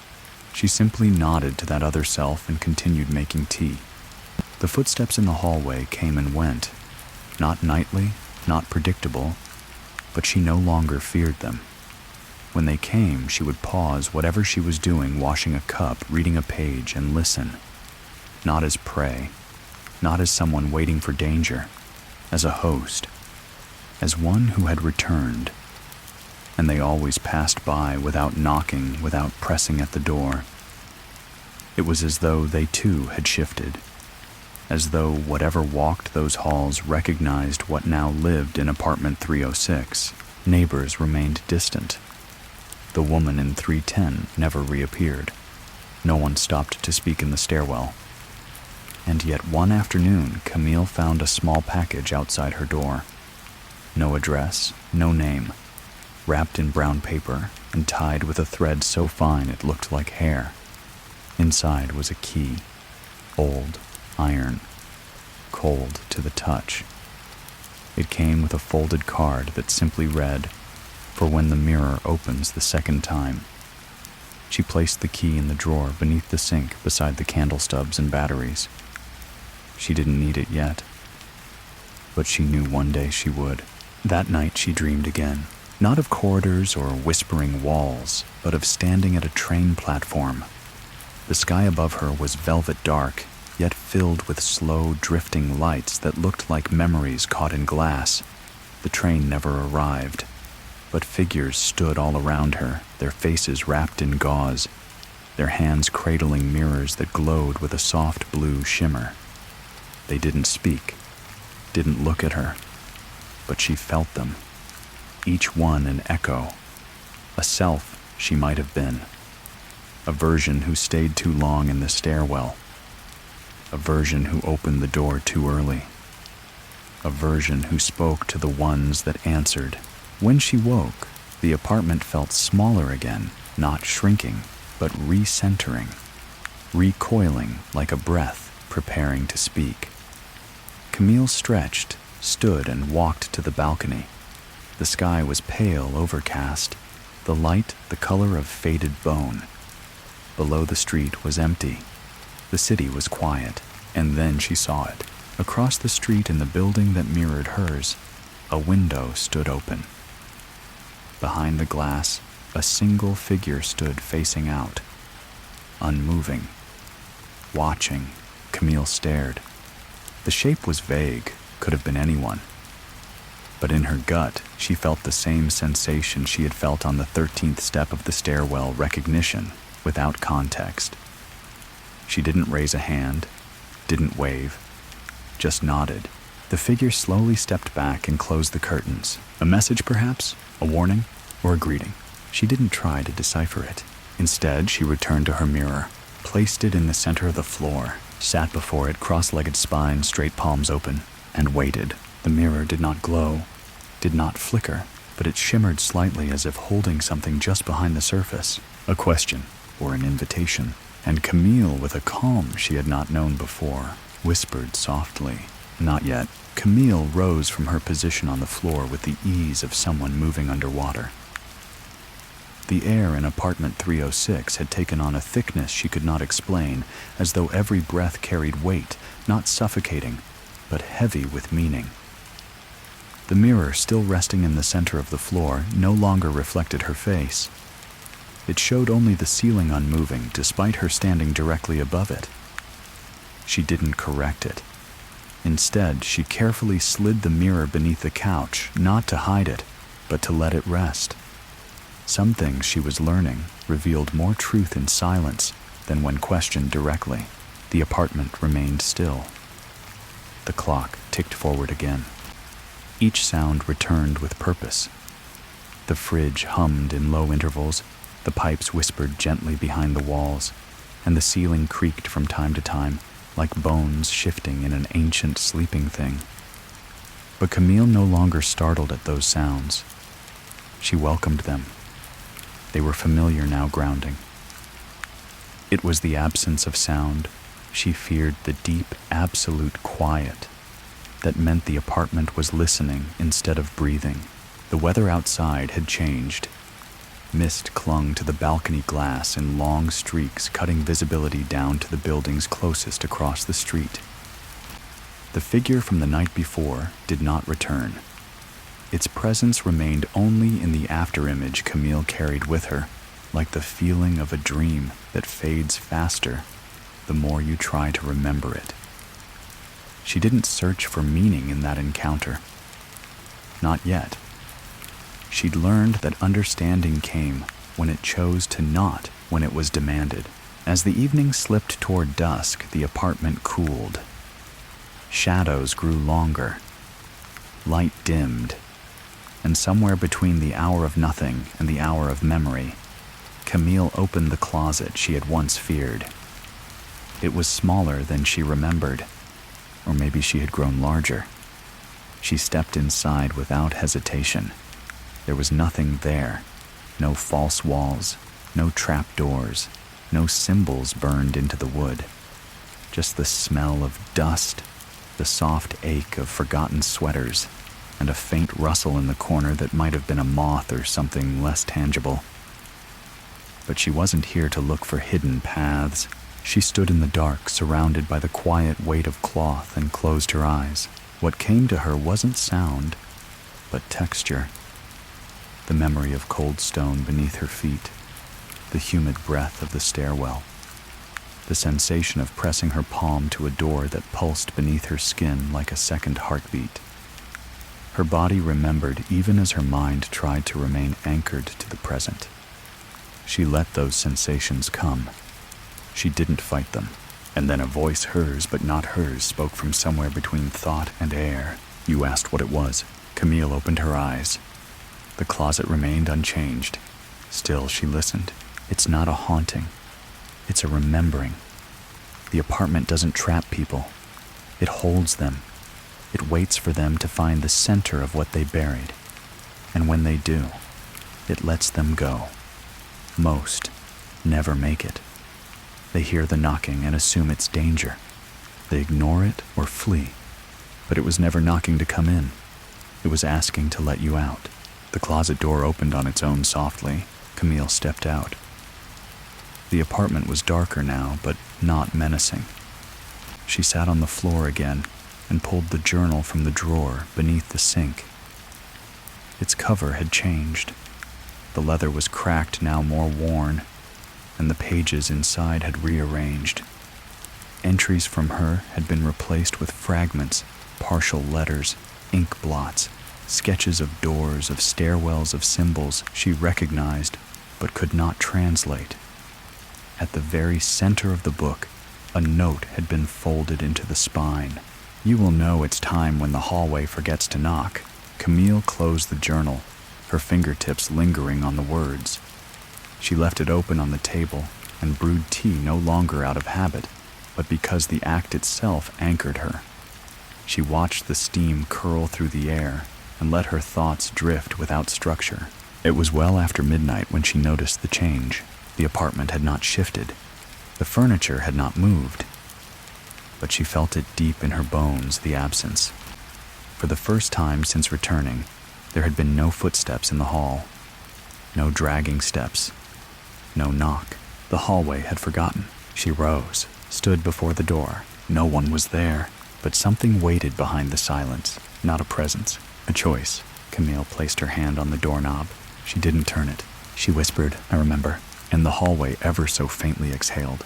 Not in approval, not in warning, but in recognition. And somewhere beyond the thin wood and thicker quiet, a door opened. Not hers, but one connected to hers, one she would need to find again someday. But not tonight. Tonight she stayed inside. Tonight she rested, because next time the knock would not come from the hallway. It would come from beneath. Morning came with no fanfare. No thunder. No light bursting through the curtains, not even the usual tick of the kitchen clock. Camille opened her eyes to a quiet so complete, it felt less like absence and more like reverence, as if the apartment itself had paused to give her space. The air was still, and a pale bluish hue filtered in through the curtains, casting the room in a light that didn't belong to any season. It wasn't spring. It wasn't fall. It was the light of liminal places, soft, suspended waiting. She moved through the apartment with a new awareness. Her senses, once blunted by exhaustion and fear, were now sharp receptive to even the smallest changes. The way the floorboard near the bathroom creaked half a beat later than it used to. The way the refrigerator hum now carried a note she hadn't noticed before, like a faint chord held too long. These things had always been there. She had simply never listened. Breakfast was quiet. A cup of tea. Toast she barely tasted. The journal remained on the table, the pages left open to the final cryptic message. You will know it's time when the hallway forgets to knock. It hadn't knocked. But something had changed. She could feel it in her chest and the space just beneath her ribs, as if something inside her had shifted without moving. The feeling wasn't dread nor anticipation. It was alignment, as though her body and the apartment had finally agreed to move in tandem. Around noon, the mirror beneath the couch began to vibrate. Not violently, not audibly, just a soft hum that pulsed through the floor, like a heartbeat felt rather than heard. Camille retrieved it, held it gently in both hands. Its surface rippled faintly, and for the first time since her return, it didn't reflect her at all. Instead, it showed a stairwell. Not the one she'd descended weeks before, but another spiraling upward, this time narrower, darker, its walls marked with long vertical scratches like claw marks. At the top of the stairs, a single door glowed red. She blinked. The image was gone. Only her face remained slightly distorted, the pupils too wide. She placed the mirror on the floor in the center of the room and sat down across from it. She waited. Minutes passed. Maybe hours. Light shifted across the apartment in lazy, uncertain angles. The ceiling fan remained still. No birds outside, no traffic, and then without sound, a new crack appeared in the floor beneath the mirror. It split open in a line that pulsed red, not blood, not light, something older. Something remembered. The mirror tipped slowly into the widening crack, swallowed as though by breath, and the floor sealed again. Camille didn't move, didn't resist. She simply stood barefoot on the warm wood and felt the vibration rise through her body like a voice preparing to speak. She followed it, not to the front door, not to the kitchen, but to the wall beside her bookshelf, a wall that had always been there, a wall that was now just slightly wrong. She pressed her palm against it, warm, beating, a pulse beneath her hand that matched her own. No handle, no seam, but it opened anyway, and behind it a narrow stairwell led down, not stone this time, carpeted, worn, silent. The scent that rose from below was soft, earthy, like old paper and cedar wood. A memory of childhood basements and forgotten libraries. Camille stepped inside. The wall closed behind her, with a sound like the rustle of pages turning.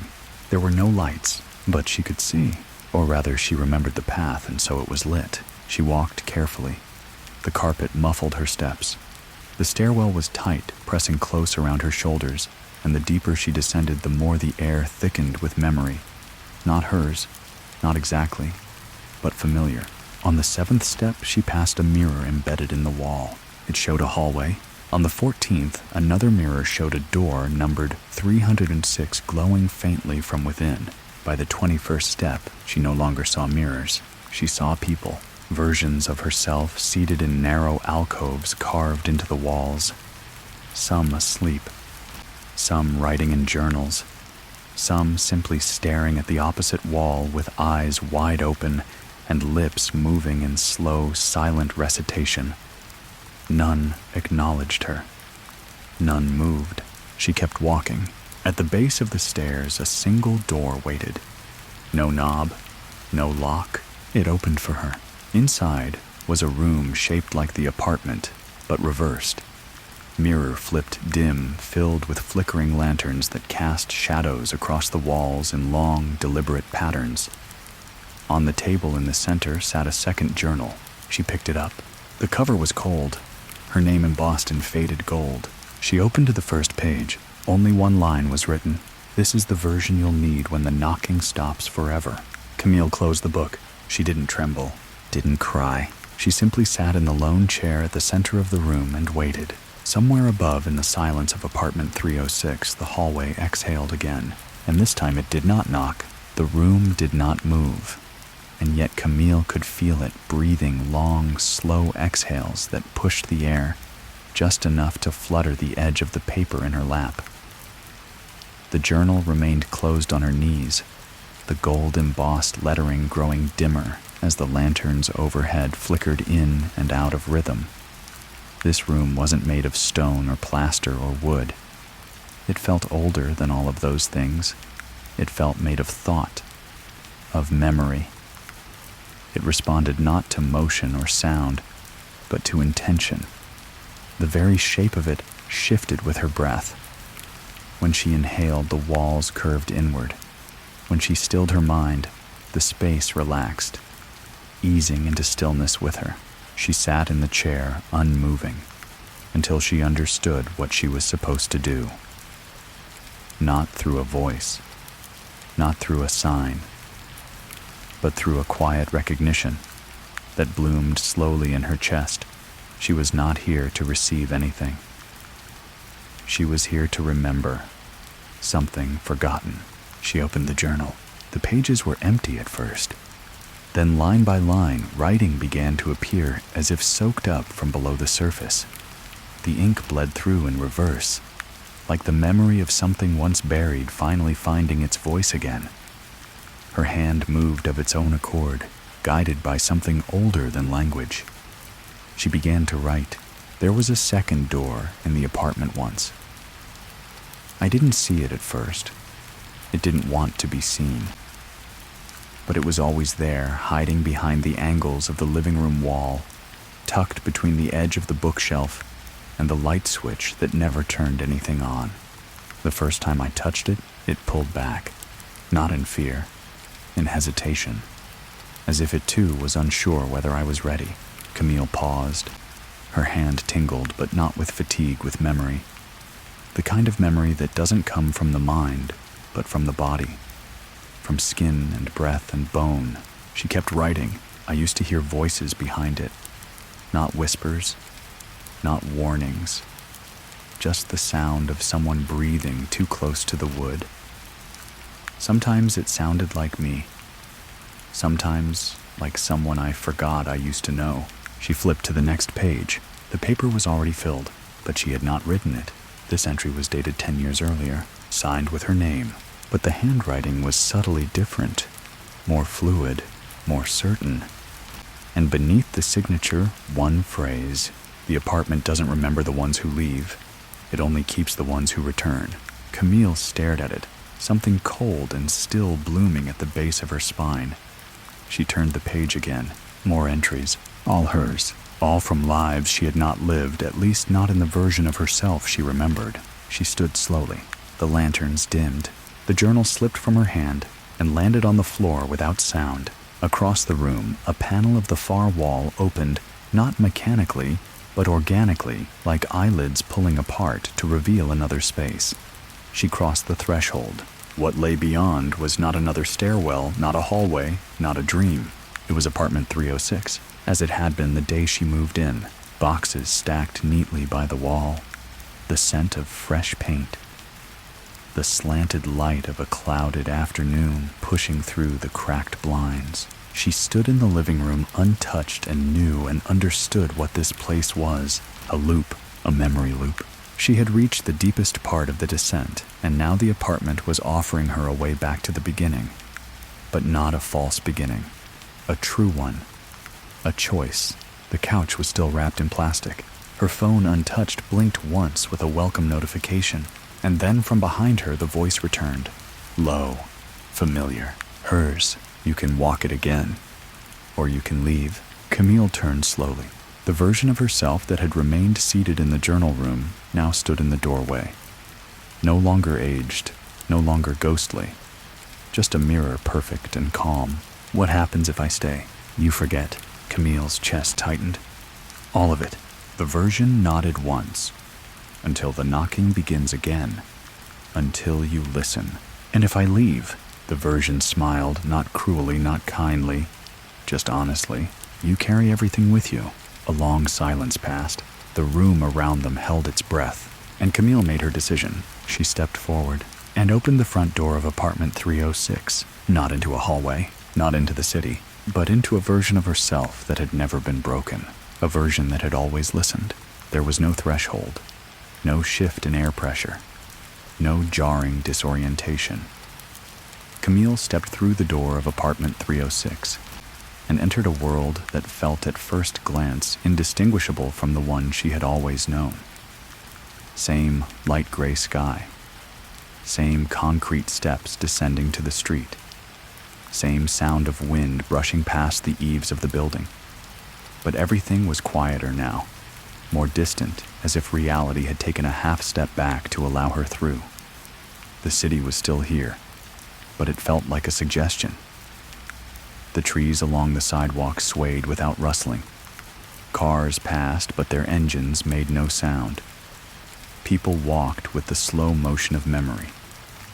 She watched an elderly man feed pigeons from a park bench across the street, but the crumbs never reached the ground.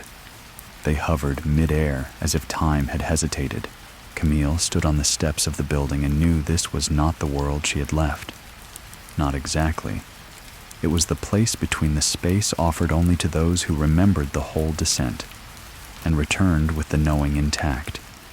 The memory of the apartment lived in her now as complete and real as bone. She touched her chest, felt the slow, steady thump of her heart, and beneath that, something else, a second rhythm, low and patient, echoing the hum of the stairwell from the very first night she descended.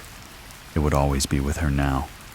Not a curse, not a haunting, a tether, a reminder.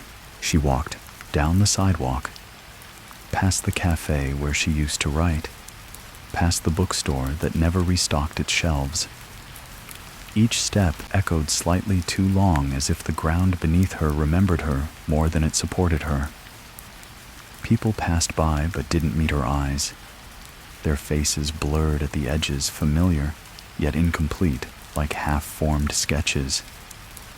She felt no fear, only an ache like homesickness for a place that had never truly existed, or had existed only inside her.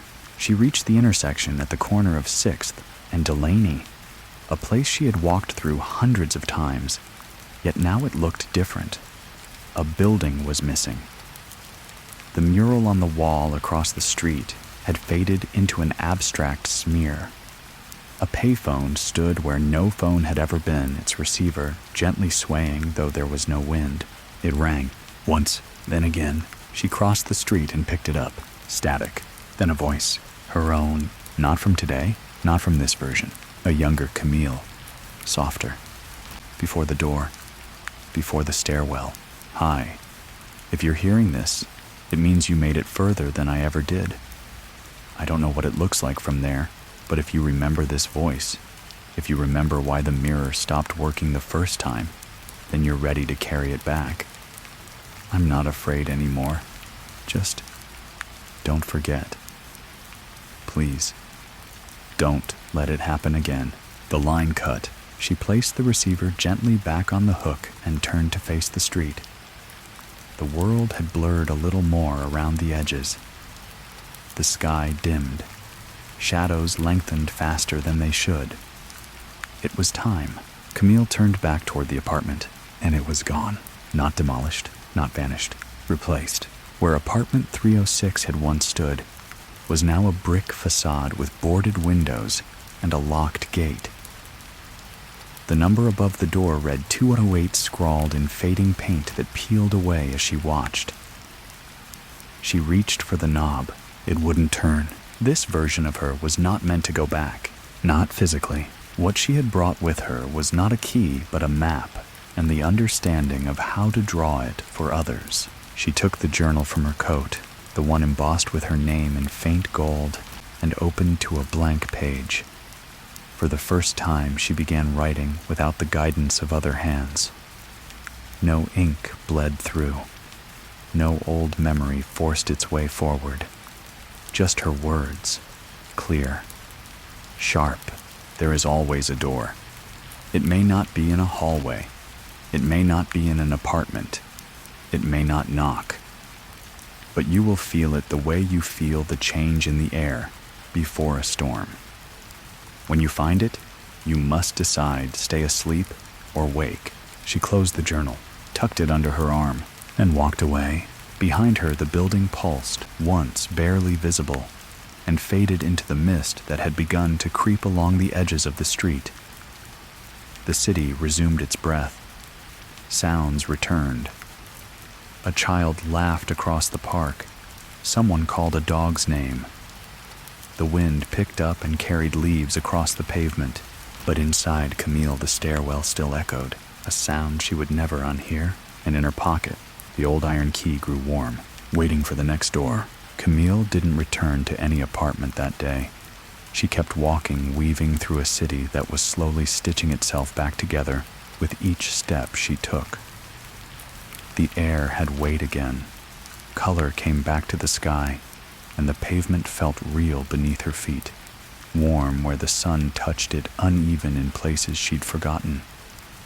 People passed her without notice, their faces no longer blurry, but now strangely ordinary, like background actors in a play where she alone remembered the lines. But with every block she crossed, with every storefront or alley that returned to its proper place, Camille felt a subtle pull deep in her chest. It wasn't the apartment anymore. It was something older, something she had carried with her out of that final room. A presence, not a possession, not a haunting, a seed. By late afternoon, the mist had burned away. The city around her resumed its casual rhythm: traffic lights, flicking yellow buses rumbling by, doors opening and closing in patterned intervals. Camille stepped into a small cafe and ordered tea. The barista smiled. No recognition passed between them. She took her drink and sat by the window. The warmth of the cup in her hands was grounding, and for a long time she simply watched the world move again. No knocking, no flickering lights, just life moving on. But beneath that surface calm, she felt it: the door beneath the door. The one she hadn't seen yet, but knew was there. It wasn't literal. It wouldn't be found in floorboards or closet walls. This one would be offered to her only when she was still enough to notice it. She returned home, though it wasn't the apartment anymore. Not 306. That door was closed to her now, and rightly so. Instead, she rented a studio above a bookstore 2 blocks away. It was smaller, quieter. No mirrored surfaces, no creaking hallway. Just her: a narrow bed, a single window, and the journal. She placed it on her desk, where it remained unopened for 3 days. The mirror she had recovered never resurfaced. She didn't need it now, not when she could feel the presence of what it had once shown in the spaces between sleep and waking. On the 4th night, the knock returned, but not on a door, on her dream. It came as a sound in the middle of sleep. 3 slow beats, deliberate, distant. Camille woke with a start, heart pounding, but her room was silent. The window was closed, the street below still. She reached for the journal instinctively, flipped it open to a fresh page, and found writing already waiting. You brought it with you. That's what it wanted. Not escape, not entrance, memory. You're the vessel now. What happens next depends on who listens to you. Her breath caught. The realization settled slowly, like ink seeping through cloth. She had become the next knock. Not metaphorically, literally. Wherever she went, the presence followed, not as a shadow, but as potential. She now carried the memory of descent, the pattern, the map. She was a threshold walking upright in the world, a person shaped like a door. She didn't fear it, but she understood now why others did. She flipped to the next page and began to write. Not for herself, for the next person, for the next quiet apartment, for the next hallway with footsteps that didn't belong to a neighbor. It starts slowly. You'll ignore it at first. The sound outside your door, the pull in your chest, the flicker in the mirror. You'll call it stress. You'll call it dreaming, but it will call you back. And when it does, listen. Not with your ears, with your remembering. Because the place doesn't want to frighten you. It wants you to wake up. She kept writing into the night, her pen moving steadily across the paper, translating the silence into instruction, into warning, into something that could guide a future version of herself or someone else entirely. Someone like her. Someone just on the edge of hearing the knock and finally answering. As dawn approached, the air in the room shifted slightly. Not colder, not warmer, just aware. She stopped writing, closed the book, set it aside, and whispered without fear into the morning light, "I'm ready for the next door." The next door didn't appear as a door. There was no knob, no frame, no eerie humming behind drywall. Instead, it arrived as a question. The morning after Camille whispered her readiness into the soft blue light of dawn, she stepped outside and noticed a letter tucked beneath the doormat of her new apartment. The envelope was plain unsealed. No address, no name. Inside was a sheet of textured paper, thick and off-white, folded crisply in half. On one side, a sentence written in that familiar handwriting, the one that always seemed like her own. yet just slightly altered. "Are you willing to open a door for someone else?" She stood there barefoot on the threshold, the scent of baked concrete and distant bakery flour in the air, and read the question again. It didn't say where or how. It didn't ask for a timeline. It simply asked for a decision. Camille stepped back inside, shut the door gently behind her, and placed the letter on her desk beside the journal. She didn't write an answer. Not yet. She knew this wasn't a task that could be completed with ink. It was an action, a readiness, a promise that would manifest on its own in its own way. That day passed like any other. People walked by on the street below. She bought fruit from the same vendor she'd spoken to the week before. The sky remained soft and overcast, a silver sheet hanging just above the rooftops.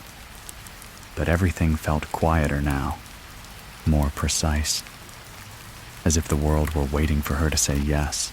At twilight, she found herself walking without direction.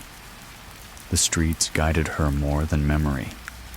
She turned corners she didn't remember deciding on, crossed intersections without knowing where they led. She wasn't being pulled. She wasn't following anything. She was inviting, and eventually the city responded. She stopped in front of a building she didn't know, small, old, tucked between two modern towers that loomed like indifferent giants.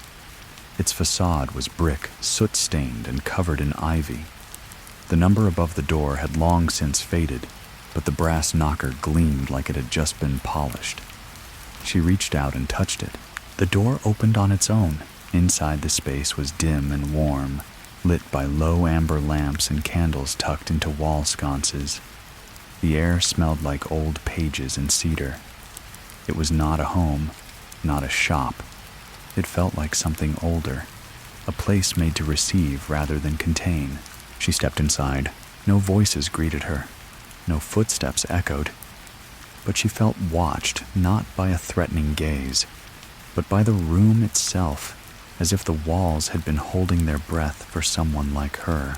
In the center on a pedestal sat another journal, new, untouched. Its cover was blank, but as Camille approached her, name appeared burned into the leather in slow, glowing script. The ink shimmered and cooled, leaving behind the unmistakable curve of her own handwriting. She opened it. First page empty, second page a sentence already waiting. The one who listens becomes the one who speaks. She sat down in the lone chair across from the pedestal, picked up the pen that had materialized beside the book, and began to write. She didn't write her story. She wrote an opening, a story for someone else. A path that began with footsteps in a hallway, a mirror that didn't quite reflect a door that shouldn't exist. But instead of warning, instead of explanation, she left space, left breath, left room for the reader to bring their own fear, their own memory. Camille wrote until her hand cramped. She wrote until the room dimmed further, until her eyes ached from the soft glow. And when she was done, the ink dried instantly. The journal closed itself, and the pedestal retracted into the floor. Another door opened, smaller, quieter, but familiar. She stepped through and emerged in another apartment. Not hers, someone else's. It was empty, but not unoccupied. The space had that same weight, that same vibration. She looked around, heart still, gaze calm. On the table by the window a girl sat, not older than 20, pale, sleepless, fingers trembling slightly as she reached for a cup of tea that had long since cooled. Camille walked over and placed the journal on the table without a word. The girl looked up. Their eyes met, and Camille nodded once, then turned and left through the door behind her, which no longer led back to the city, but into the silence between stories. The knock had been passed. The next door had opened. Camille didn't return to a fixed place anymore. Not exactly. She moved from city to city street to street room to room, but each one felt like it had been folded out from the same source, like pages torn from the same book and scattered across the world waiting for her to collect them. She was no longer merely a person. She had become a pattern, a ripple of memory repeating itself across space, across time, across people. Wherever someone heard the knock, wherever the mirror shimmered with something just slightly wrong, she felt it. She never forced an entry. That wasn't how it worked. She didn't haunt, didn't command, didn't intervene unless invited. Her role was gentler. She watched, waited. When the moment was right, when the air grew heavy and the walls leaned close, she would appear. Sometimes in the form of a passing stranger on a stairwell, sometimes as a voice on the other end of a disconnected phone, sometimes as a note slipped beneath the door scrawled in handwriting, too familiar to be anyone else's, and always the same message. You are not losing your mind. You're remembering something real. She left journals behind, mirrors, a single candle half burned resting on a windowsill, traces that weren't clues but invitations. The people who found them were different, always different.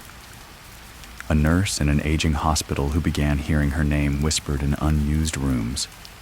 A teenager who couldn't explain why the shadows in his bedroom always tilted toward his closet. A widow who dreamed of descending staircases that didn't exist beneath her home. Camille saw them all, felt them. And when they reached the right point, when they stood at the edge of the door but hadn't yet touched the knob, she would be there. Not to push, not to lead, but to stand beside them. One night, she found herself in a town she couldn't name. The streets were lined with snow that didn't melt, though the air was warm.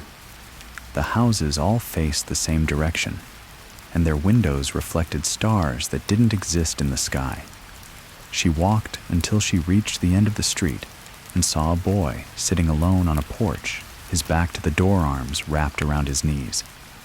He couldn't have been more than 12. When he looked up, his eyes were wide, not with fear, but recognition. The kind of look someone gives a stranger they've already met in a dream. "You're her," he said. His voice was steady. Camille sat beside him without speaking. He gestured toward the door behind them. "They started knocking a week ago. I thought it was wind. But then my dog stopped barking. Then the mirrors started turning dark." Camille waited. "I didn't tell my parents. They wouldn't hear it anyway." Still, she said nothing. "I think I'm supposed to go down," the boy whispered. "But I don't know how." She finally spoke. "You already did. You just haven't remembered yet." The boy turned toward her, frowning. "How do you know?" Camille reached into her coat, pulled out a folded piece of paper, and placed it in his hand. He opened it. The ink shimmered. "You've been here before. When you feel the stairs beneath your feet, don't look back, no matter what you hear. That's just the part of you that wants to forget again." The boy nodded. The wind picked up. The door behind them opened. He stood, stepped inside, and Camille stayed on the porch, watching the snow refuse to melt. When the door closed, she walked on. No one else saw her, but those who would one day hear the knock felt her passing a sudden stillness in the air, a shift in the color of the light, a thought half-formed and unfinished. Camille was no longer a person with a single story. She had become the memory the door carried with it, and now she walked, not to find home, but to help others come back from below. Camille's presence became more legend than figure something whispered about among those who had survived the shift, who had made it through the door and found themselves changed. They didn't always remember her face. Often it blurred in their minds, like a detail lost in dream logic, soft around the edges. But they remembered what she did, how she stood beside them when the walls trembled, how her silence steadied the world, how she never pulled them forward, but never let them fall behind. In time, others began to write as she once had. New journals appeared in buildings across cities that had never heard her name. Passages scribbled in margins of discarded books. Words burned into the underside of tables, carved into wood in basements where the mirrors didn't reflect. and always the same symbol appeared, a spiral descending, broken in one spot, an opening, a way out, or in. Camille followed these signs like breadcrumbs, not because she needed to learn, but because she needed to remember that she was no longer alone. Others had begun to listen. Others had begun to open doors. She came upon one such door in an unexpected place, a modern apartment complex in the heart of a city that didn't sleep. Neon lights spilled through windows. Music pulsed from passing cars. But this building was silent, like a breath held too long. Apartment 1406. She didn't knock. Didn't need to. The occupant, a woman in her early 30s, pale from too many sleepless nights, sat cross-legged on the kitchen floor with her back to the refrigerator. She stared straight ahead at a patch of wall where paint had begun to crack in long vertical lines. On the table beside her, a journal with no cover. A candle burned low wax, spilling into the seams. When Camille entered, the woman didn't flinch. "You're late," she said softly, her voice hollow from waiting. Camille sat beside her. No greeting, no explanation. "I didn't go through." The woman continued. "The door opened 3 nights ago. I felt it. I saw myself in the mirror, not the one in the bathroom, the one that only shows up when the fridge starts humming that certain way. I was older, eyes black like tunnels." She smiled. "I didn't move." Camille said nothing. "I thought, if I waited, it would go away. But the walls started pulsing yesterday. I woke up to footsteps pacing above me, and I live on the top floor." Camille gently reached toward the journal. The woman's hand shot out. "Don't. I already wrote what it wanted." Camille paused, let her hand fall away. The candle on the table hissed and guttered out, not from wind, from decision. The apartment grew colder. The woman's eyes glazed slightly, as if hearing something too low for Camille to detect. "She's inside now," she whispered. "She says she's me, but she's not. She remembers too much." The walls creaked deep, like a groan pulled from the foundation itself. And that's when Camille leaned forward and placed something in the woman's palm. A key. Old, iron, cold. The woman blinked. "What's this for?" Camille finally spoke. Her voice was gentle but firm. "The second door. There's a second. There's always a second. But you have to want to see it." The woman stared down at the key, her breathing slow, uneven. And in that moment, the apartment shifted. Not violently, just enough. The cracked paint on the wall peeled back, revealing a seam in the plaster. A vertical slit that widened as the room held its breath. The woman didn't move. "Will I remember this?" "No," Camille said. "But something deeper will. And when the mirror returns, you'll know how to speak back." The woman closed her hand around the key, stood, and walked toward the opening. Camille didn't follow. Some doors even she couldn't cross. She waited until the wall sealed again, until the last of the candle smoke had vanished into the ceiling, and then left through the front door, unnoticed by the sleeping city beyond. She walked for blocks, then miles, then hours. Her reflection followed in puddles and windows in the glint of passing car doors, each one different, each one remembering something she hadn't yet learned. She wasn't alone anymore. The map was spreading, not written on paper, but carried in people. And Camille, once the girl who descended the stairwell alone, had become the echo that answered from below. By now, Camille had stopped keeping time in the way most people did. She still saw clocks, still recognized the turning of day into night, but it no longer anchored her. Her life moved according to different rhythms, those of silence, of memory, of places that shifted shape, depending on who stood inside them. She could pass through an entire city in a single afternoon, or remain in one street for what felt like weeks. The world conformed to her path in subtle, unspoken ways, because she no longer walked through reality, she walked beneath it. This evening, she found herself in a city she couldn't name. The skyline looked familiar, but the language on the signs was unreadable. twisted letters, too fluid like handwriting written underwater. She drifted through a narrow alley, her footsteps absorbed by the cobblestones beneath her. The air carried the scent of moss and rain, and something older, something like forgotten ink. The alley ended in a courtyard no wider than a bedroom enclosed by tall stone walls.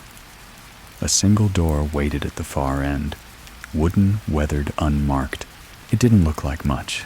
That's how the most important ones always were. Camille reached out and touched the center of the door. Warm, alive. She pressed her palm flat, and the wood beneath her hand pulsed once like a heartbeat, slow and steady. The door did not open. It did not need to. She wasn't here to enter. She was here to remember. Behind her, a low sound rose soft and steady, the echo of footsteps descending stone steps in perfect rhythm. She turned. No one was there, but the sound continued. She closed her eyes and listened. The sound wasn't in the courtyard. It was inside her. A memory that didn't belong to her mind, but to her bones. She was back in apartment 306.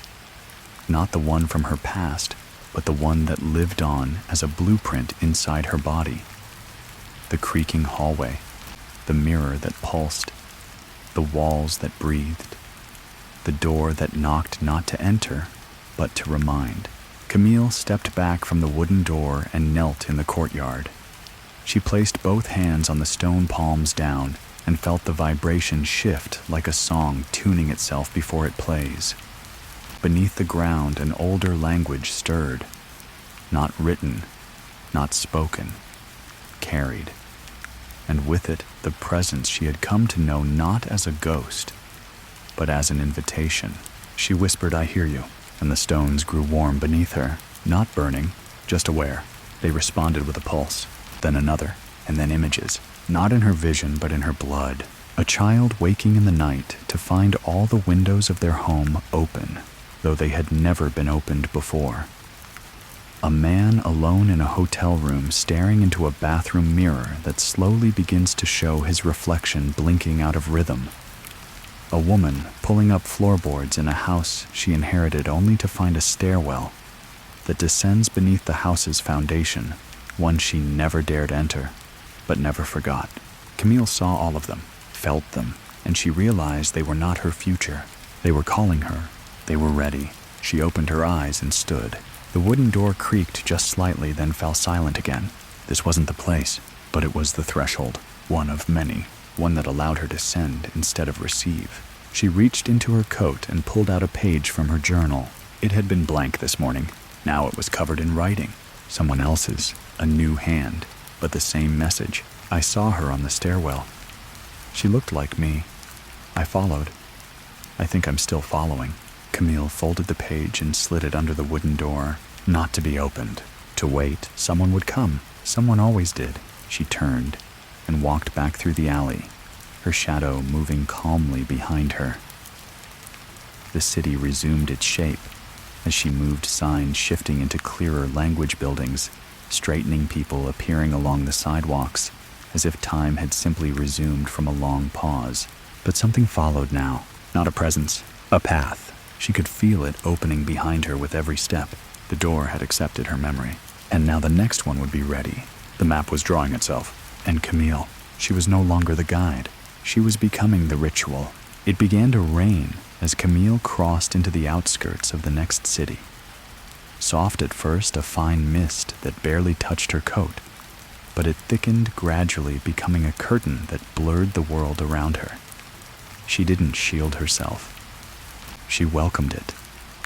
Rain had always been part of the remembering, the way it softened edges, made silence deeper. It reminded her of the early days before she knew the hallway was watching, before the mirrors began turning toward her on their own. It had rained the first night she truly heard the knock. That small echo found in a mundane detail, whether as a trigger for doors to shift.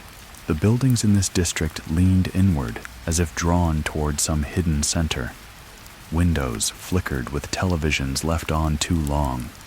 Narrow stairwells led nowhere, or perhaps only nowhere yet. Camille followed the line of the street until it forked in 3 directions. She paused. To the left, a red brick apartment complex with no lights on. To the right, a storefront with windows covered in wax paper, long closed but recently cleaned. Straight ahead, an alley shrouded in fog so thick it seemed solid. She didn't hesitate. She took the alley. This was not instinct, it was memory. The alley narrowed as she moved. Each step brought her closer to a place she had not visited before, but had been dreaming of for months, maybe years. At the end of the alley was a metal door. No handle, no number. Just a single vertical slit where 2 panels met, as if the door was waiting for someone to remember how to open it. Camille didn't knock. She breathed against the seam, slow and deliberate. The door inhaled, then opened. Inside was a room lined with mirrors. Dozens of them, floor to ceiling. But they didn't reflect her image. They reflected versions Camille at different moments in time. One was seated at her old desk, writing until her hand bled. Another stood frozen in the stairwell, eyes shut tight, refusing to descend. A third sat in the middle of a burning room, completely still, untouched by flame. And in the very center of the space, a chair. Camille stepped toward it and sat. Nothing moved, but the mirrors began to hum. Low at first, like a tune carried underwater, then louder. The hum wasn't sound, it was recognition. The room was a memory vault. A place where the echoes of all her choices taken and not lived in stillness. Every door she had walked past, every knock she hadn't heard, every mirror she had turned away from. This place held all of her. She reached into her coat. There was no journal this time, only a single slip of paper already damp from rain. On it 5 words. This time let them remember. The meaning settled like mist across her mind. She wasn't here to retrieve anything. She wasn't here to guide this time. She was here to release. She stood, raised the paper to the nearest mirror. The words faded, and the mirror cracked, not broken, freed. The version of herself inside stepped forward, slowly merging with the space. Then another mirror cracked, then another. Dozens of Camille's past, future, fractured, healed began to dissolve from glass into air, joining her not as ghosts or illusions, but as fragments of identity reintegrated. She was no longer linear. She was a pattern, a full rotation. The hum grew sharper, almost melodic now, and beneath it, faint as a thread, a knock, not hers. Someone else had heard it. She stepped backward from the center of the room as the mirrors continued to fade. When she reached the door, it had already vanished. The alley behind her was gone. The city had rearranged, and in its place a staircase, descending, old stone, flickering lamps, familiar. But this time it wasn't hers to walk, not alone. At the top step stood a young man, early 20s, tired, holding a journal he didn't recognize and wearing the expression Camille once wore the night she found the first crack in her hallway. Confusion laced with dread, but more than anything, need. Their eyes met. He didn't speak, neither did she, but something passed between them, something older than words, and Camille stepped aside. He descended, and as he did, the space behind him folded back into itself, and Camille vanished into the next breath of the city. No longer a guide, no longer a map, now a signal. The rain had stopped, but the air remained damp and cold, thick with something heavier than weather. Camille stood on the roof of a building with no stairwell leading up to it. There had been no door to open, no ladder to climb. She simply was there, as if carried by the shape of thought or summoned by a moment someone else had barely dared imagine. Around her, the city stretched endlessly, lights flickering in strange patterns like a code written in a forgotten language. From this height, it all looked manageable, even beautiful. But she knew better. She had learned what beauty could hide. Below, another door was preparing to open. She could feel it in her ribs, the slow thrum, the magnetic ache that always arrived just before someone else heard the knock for the first time. This time, it came from a university library. The building was angular, built of dark glass and steel, modern yet cold. Its windows never reflected correctly. At night, they showed lights that weren't on, people who weren't there. Camille walked through the main entrance. Nobody stopped her, though security passed nearby. She was unseen, unless she chose otherwise now. In this in-between state, she had become a figure that reality made room for, but didn't acknowledge. A crack in the surface of things, she made her way to the sub-level where the public didn't go, the archives floor. It was silent as a mausoleum. No overhead lights, only green reading lamps glowing faintly at distant desks. And at the farthest table, someone sat hunched over a book that shouldn't exist. Camille didn't need to see the title to know what it was. The woman reading it had one hand clutched tightly around a pencil, as though afraid it would fly from her fingers. Her eyes darted along the page, not reading, but scanning, searching for an anchor. Camille approached quiet as breath and stopped just before the table. The woman froze. "I know you," she said, voice trembling. "Not your name, but I've seen you. In dreams." Camille nodded. "I thought I was going insane," the woman continued. "But then this book showed up in my dorm. No title, just filled with dates. None of them are in the future, all in the past, and next to each one word. Knocked." Camille waited. "It keeps turning pages on its own. Every time I try to leave it somewhere, it ends up back in my bag. Today, I looked up, and there was a hallway where the stacks used to be." Her voice cracked. "I walked it. I don't remember how far, but there was something at the end, something waiting." "What did it say?" Camille asked softly. The woman's eyes filled with tears. "It said I'd already left, that I'm only remembering forward now." Camille stepped closer and extended her hand. The woman hesitated, then placed the book in Camille's palm. It pulsed, alive, and then before either of them could say another word, the lights above flickered once, twice, and then the door appeared, not behind them, but within the book. A tear formed on the center page, widening ink, bleeding outward like veins. Camille turned the book toward the woman. The message revealed itself slowly, letter by letter. "You are ready to descend, but you don't have to do it alone." The woman looked up, her voice barely a whisper. "Will you come with me?" Camille shook her head. "I can't. Not this time. But someone will." She turned the page. Another message. "The door remembers you. You don't need to be brave. Just willing." The woman's breath caught in her throat. She closed her eyes and opened them again. When she looked down, the page had changed. No words, just an illustration, stairs leading downward into darkness, a flickering lantern at the top step. She stood. The door to the stairwell had already replaced the exit. She walked through it, didn't look back. Camille remained behind, holding the empty book. It was blank now, but warm. She placed it on the desk and turned to leave. Outside the campus, lights had gone dim.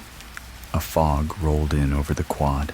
She paused at the top of the steps leading to the street and whispered into the quiet, not to anyone present, but to the next one, listening wherever they were. "You're not alone. You were never alone." The fog thickened behind her, curling around trees, lampposts, windows, and from somewhere deep inside it, a knock, slow, measured, ready. The knock echoed long after the sound itself had stopped. It pulsed beneath the city's surface, not in buildings or stone, but in the subtle tremble of awareness, the kind that made people pause in doorways, glance twice at mirrors, hesitate before flipping a light switch. Camille walked among them unnoticed but felt. Her presence stirred something deep and forgotten in the minds of those nearest to their own descent. She didn't speak, unless spoken to. Her power now was in being and carrying the door within her like a second spine. Tonight, the pull came from a place that didn't sleep, a hospital on the edge of the city, where the emergency room lights burned through every hour and the windows glowed like tired eyes. Camille entered through the ambulance bay. sidestepping the rhythm of running feet and rattling gurneys. She followed the scent of antiseptic and sorrow-passing machines that hummed too loudly, and elevators that stalled just a moment too long. She took the stairs. At the 4th floor, she turned left instead of right. The hallway here was silent, unused. The overhead lights flickered as though arguing with themselves. Room 417 had no patient listed on the board, but the door was slightly ajar. Camille pushed it open. Inside the room was nearly dark. Curtains drawn, monitors silent. On the bed lay a man in his 60s, gaunt skin waxy with the sheen of long illness. But his eyes were open clear. He watched Camille enter as if he'd been expecting her. "You're late," he said. "I'm on time," she replied. The man chuckled, voice dry. "I dreamed of you when I was a boy. Back when the stairwell opened behind my grandmother's barn. I never walked down. I ran. I spent my whole life pretending it was just a nightmare, but you never stopped hearing it." He closed his eyes. "No, it was always there. Every hallway, every locked basement door. I kept telling myself I was sane." Camille moved closer. "You are." He opened his eyes again. "And now, you're ready." He nodded slowly. "I thought I'd die with it still inside me, that I'd carry the door with me into the ground." "You're not dying," Camille said gently. "You're arriving." The lights flickered again. The window curtains rustled without wind, and then the far wall began to shift. Not visibly, not all at once, but in its center the paint darkened, peeled, split. A seam appeared vertical and pulsing. The man sat up straighter. "Is that it?" Camille didn't answer. She didn't need to. He swung his legs over the edge of the bed, unsteady but determined. IV lines detached themselves. Monitors went quiet. He took a step forward, then another. "I don't feel afraid," he whispered. "You aren't. What's on the other side?" Camille paused. "Your memory." He smiled at that. The seam widened into a door. Not elegant, not ancient, just familiar. It looked like the door behind his grandmother's barn. He touched the handle, turned. "Will I come back?" "Not as you were, but yes." The man nodded and stepped through. The door closed gently behind him. A moment later, the hospital machinery flickered. Monitors blinked as if remembering something they were never programmed to hold. Camille turned and left the room. No one noticed her passing through the corridors, though 2 nurses paused when the hallway lights dimmed without reason. One rubbed her arms. It just got cold. Outside, the city stirred with new weight. Somewhere else, another door began to hum. Camille kept walking. The presence inside her pulsed stronger now, not with burden, but with expansion. Each life she touched didn't just end a story. It added chapters to the book she had become. Camille found herself beneath the city now, though not underground in any physical sense. She walked through tunnels that shouldn't exist, passageways made of memory and shadow, where walls whispered in forgotten languages, and the air hummed with a weightless tension. It wasn't dark, but there was no visible light. The glow came from the surfaces themselves, as if the structure breathed illumination. Here the silence wasn't empty. It was listening. This was the connective space. The thread running beneath the doors, linking every knock, every descent, every memory that had been pulled from someone on the edge. Camille walked slowly, reverently. Her steps didn't echo, but each footfall left a flicker, brief images hovering in the air like dust motes, a child clutching a candle in a basement corner, a woman staring into a faucet that whispered her name, a man holding a note that read, "It's not madness. It's memory." She was approaching the center, the heart of the pattern, a place no one arrived at by accident. Up ahead, a doorway pulsed in and out of existence, fading and returning like a breath. Not grand, not ornate, just present, waiting. Camille stopped before it and placed a hand against its frame. It vibrated beneath her fingers, a slow rhythmic pulse that wasn't hers but was familiar. She had felt it before on the stairwell, in the mirror beneath her ribs. This was the original knock, the first memory, and she was finally ready to open it. As the door parted, she saw not a room, but a reflection, not of herself, but of all those who had walked the path. A shimmering map of lives, of choices of doors opened and feared and closed again. Every figure flickered with their own light, dim, bright flickering, but all part of the same spiral, the same descent, the same remembering. At the center of it all stood a figure, not Camille, but her, the Camille who never left apartment 306, the one who had stayed behind in the final mirror. She wore the same face, but her eyes shimmered like glass catching candlelight. Her presence held a gravity Camille could feel even before she stepped fully into the space. "You made it," the mirror self said. Her voice echoed softly as if layered with years. "I thought you were gone," Camille whispered. "I never was. You just carried me forward, until I could return." They stood in silence together, two versions of the same descent, two halves of the spiral. "I'm not just a witness anymore," Camille said. "No," the mirror self agreed. "You're the door." At that moment, the space around them shifted. The spiral began to turn, not collapsing, but opening. One by one, echoes peeled off the pattern, glowing shapes, stories, people floating outward, each drawn to their own point of origin. Every journal she had left behind, every knock she had answered, every memory she had helped pull forward, they were alive, self-aware. They no longer needed her to guide them. They had become doorways themselves. Camille watched them rise like lanterns into the void, and as the last one vanished, the mirror self smiled. "Thank you for remembering." Then she stepped forward, merged, and Camille was whole, not healed, but integrated. She stepped back from the spiral's heart, and the door behind her closed, not with finality, but with continuation. She turned and began walking again, this time not toward another door, but toward the ones who would one day become them. Camille emerged into a world slightly different than the one she remembered. Not visibly changed, no fires in the sky or cities turned to ash, but tilted as if some deep undercurrent had shifted while she was beneath. The people moved, the same buildings stood where they always had, but the air carried the weight of something remembered collectively, as though all the doors she had opened had left a trace behind tiny fractures in the surface of the ordinary, letting in the softest breath of something older, something truer. She walked through neighborhoods she had never lived in, and yet children paused mid-play to watch her pass.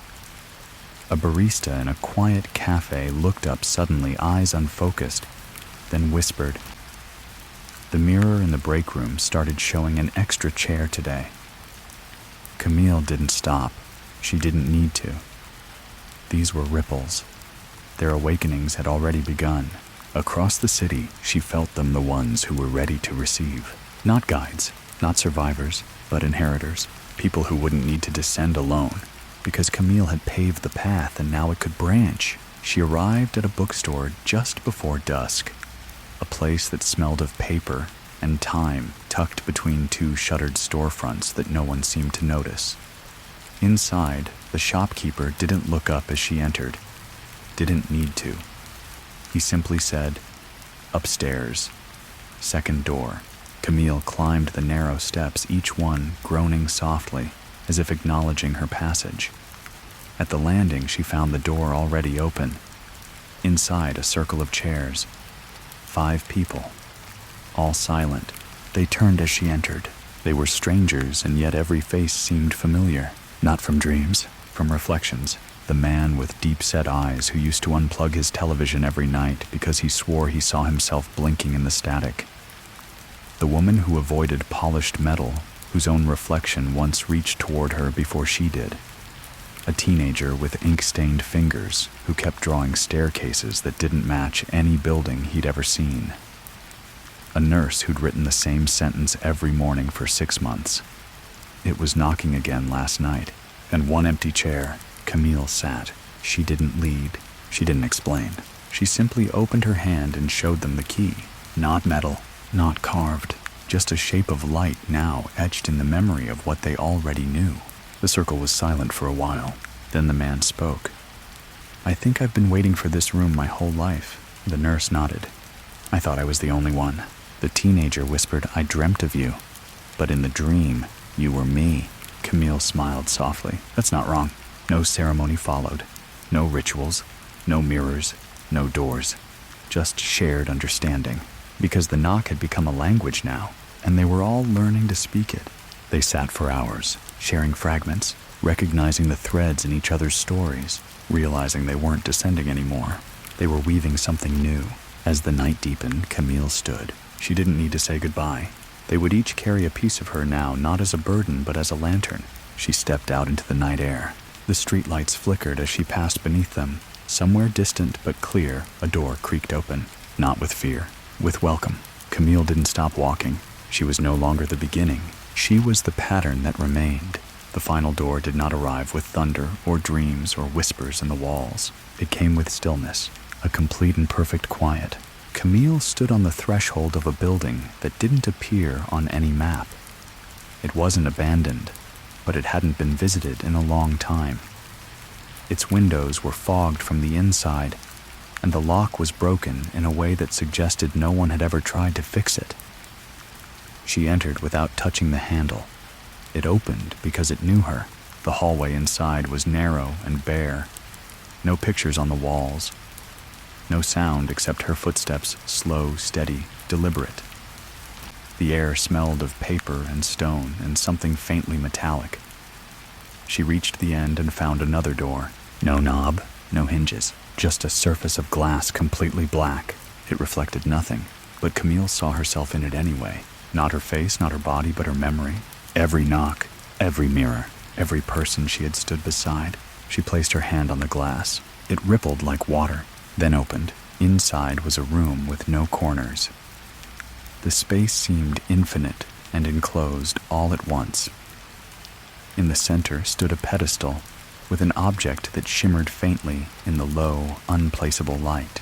A mirror, oval, framed in dark wood. Its surface was covered in dust. Camille stepped forward, and the dust began to fall away as if drawn by her presence.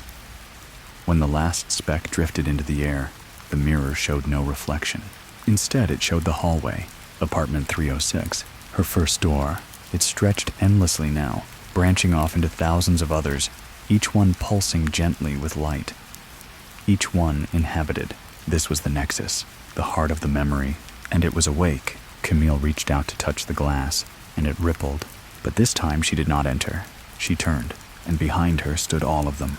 The girl in the stairwell, the boy on the porch, the man in the hospital bed, the teenager with the drawings, the woman in the kitchen, and others, dozens, maybe hundreds each, carrying a version of the story forward. All the ones who had walked their own descent and now stood ready to guide others. She smiled. The mirror pulsed once, a heartbeat of something that could not die. Camille stepped aside. The first of them approached, placed their hand on the mirror, watched it shift, and then passed through. Not alone, not afraid. The next followed, and the next, each of them bearing the story in their own shape. Camille was the last to leave. She looked once more at the now empty room. No doors left unopened, no reflections waiting in the dark. She whispered into the silence, "We remember now," and stepped through, into the hallway, and beyond, and now it's quiet again. The kind of quiet that wraps itself around your shoulders, like a heavy blanket, pulling you gently downward, deeper into rest. The hallway has faded. The mirrors have gone still. There's no knocking now, only the slow, rhythmic beat of your own breath, steady and calm. You followed Camille through memories, through stairwells, through doors that opened not with keys, but with readiness, through stories not meant to scare, but to reveal. To remind you that fear is only one side of curiosity, that sometimes the things we avoid, the shadows in the corner, the flicker in the mirror, aren't there to harm us, but to wake us up. You've walked beside her step by step, and now you don't need to run anymore. The path has been made, the spiral has opened, and you are safe on the other side. So let your eyes close now if they haven't already. Let the breath come slower. Let the stillness settle in your limbs. your jaw, your thoughts. Let the story dissolve into mist. There is nothing chasing you. There is no door left unopened, only the soft, peaceful hum of sleep waiting patiently just beyond your next breath. You are not alone. You were never alone.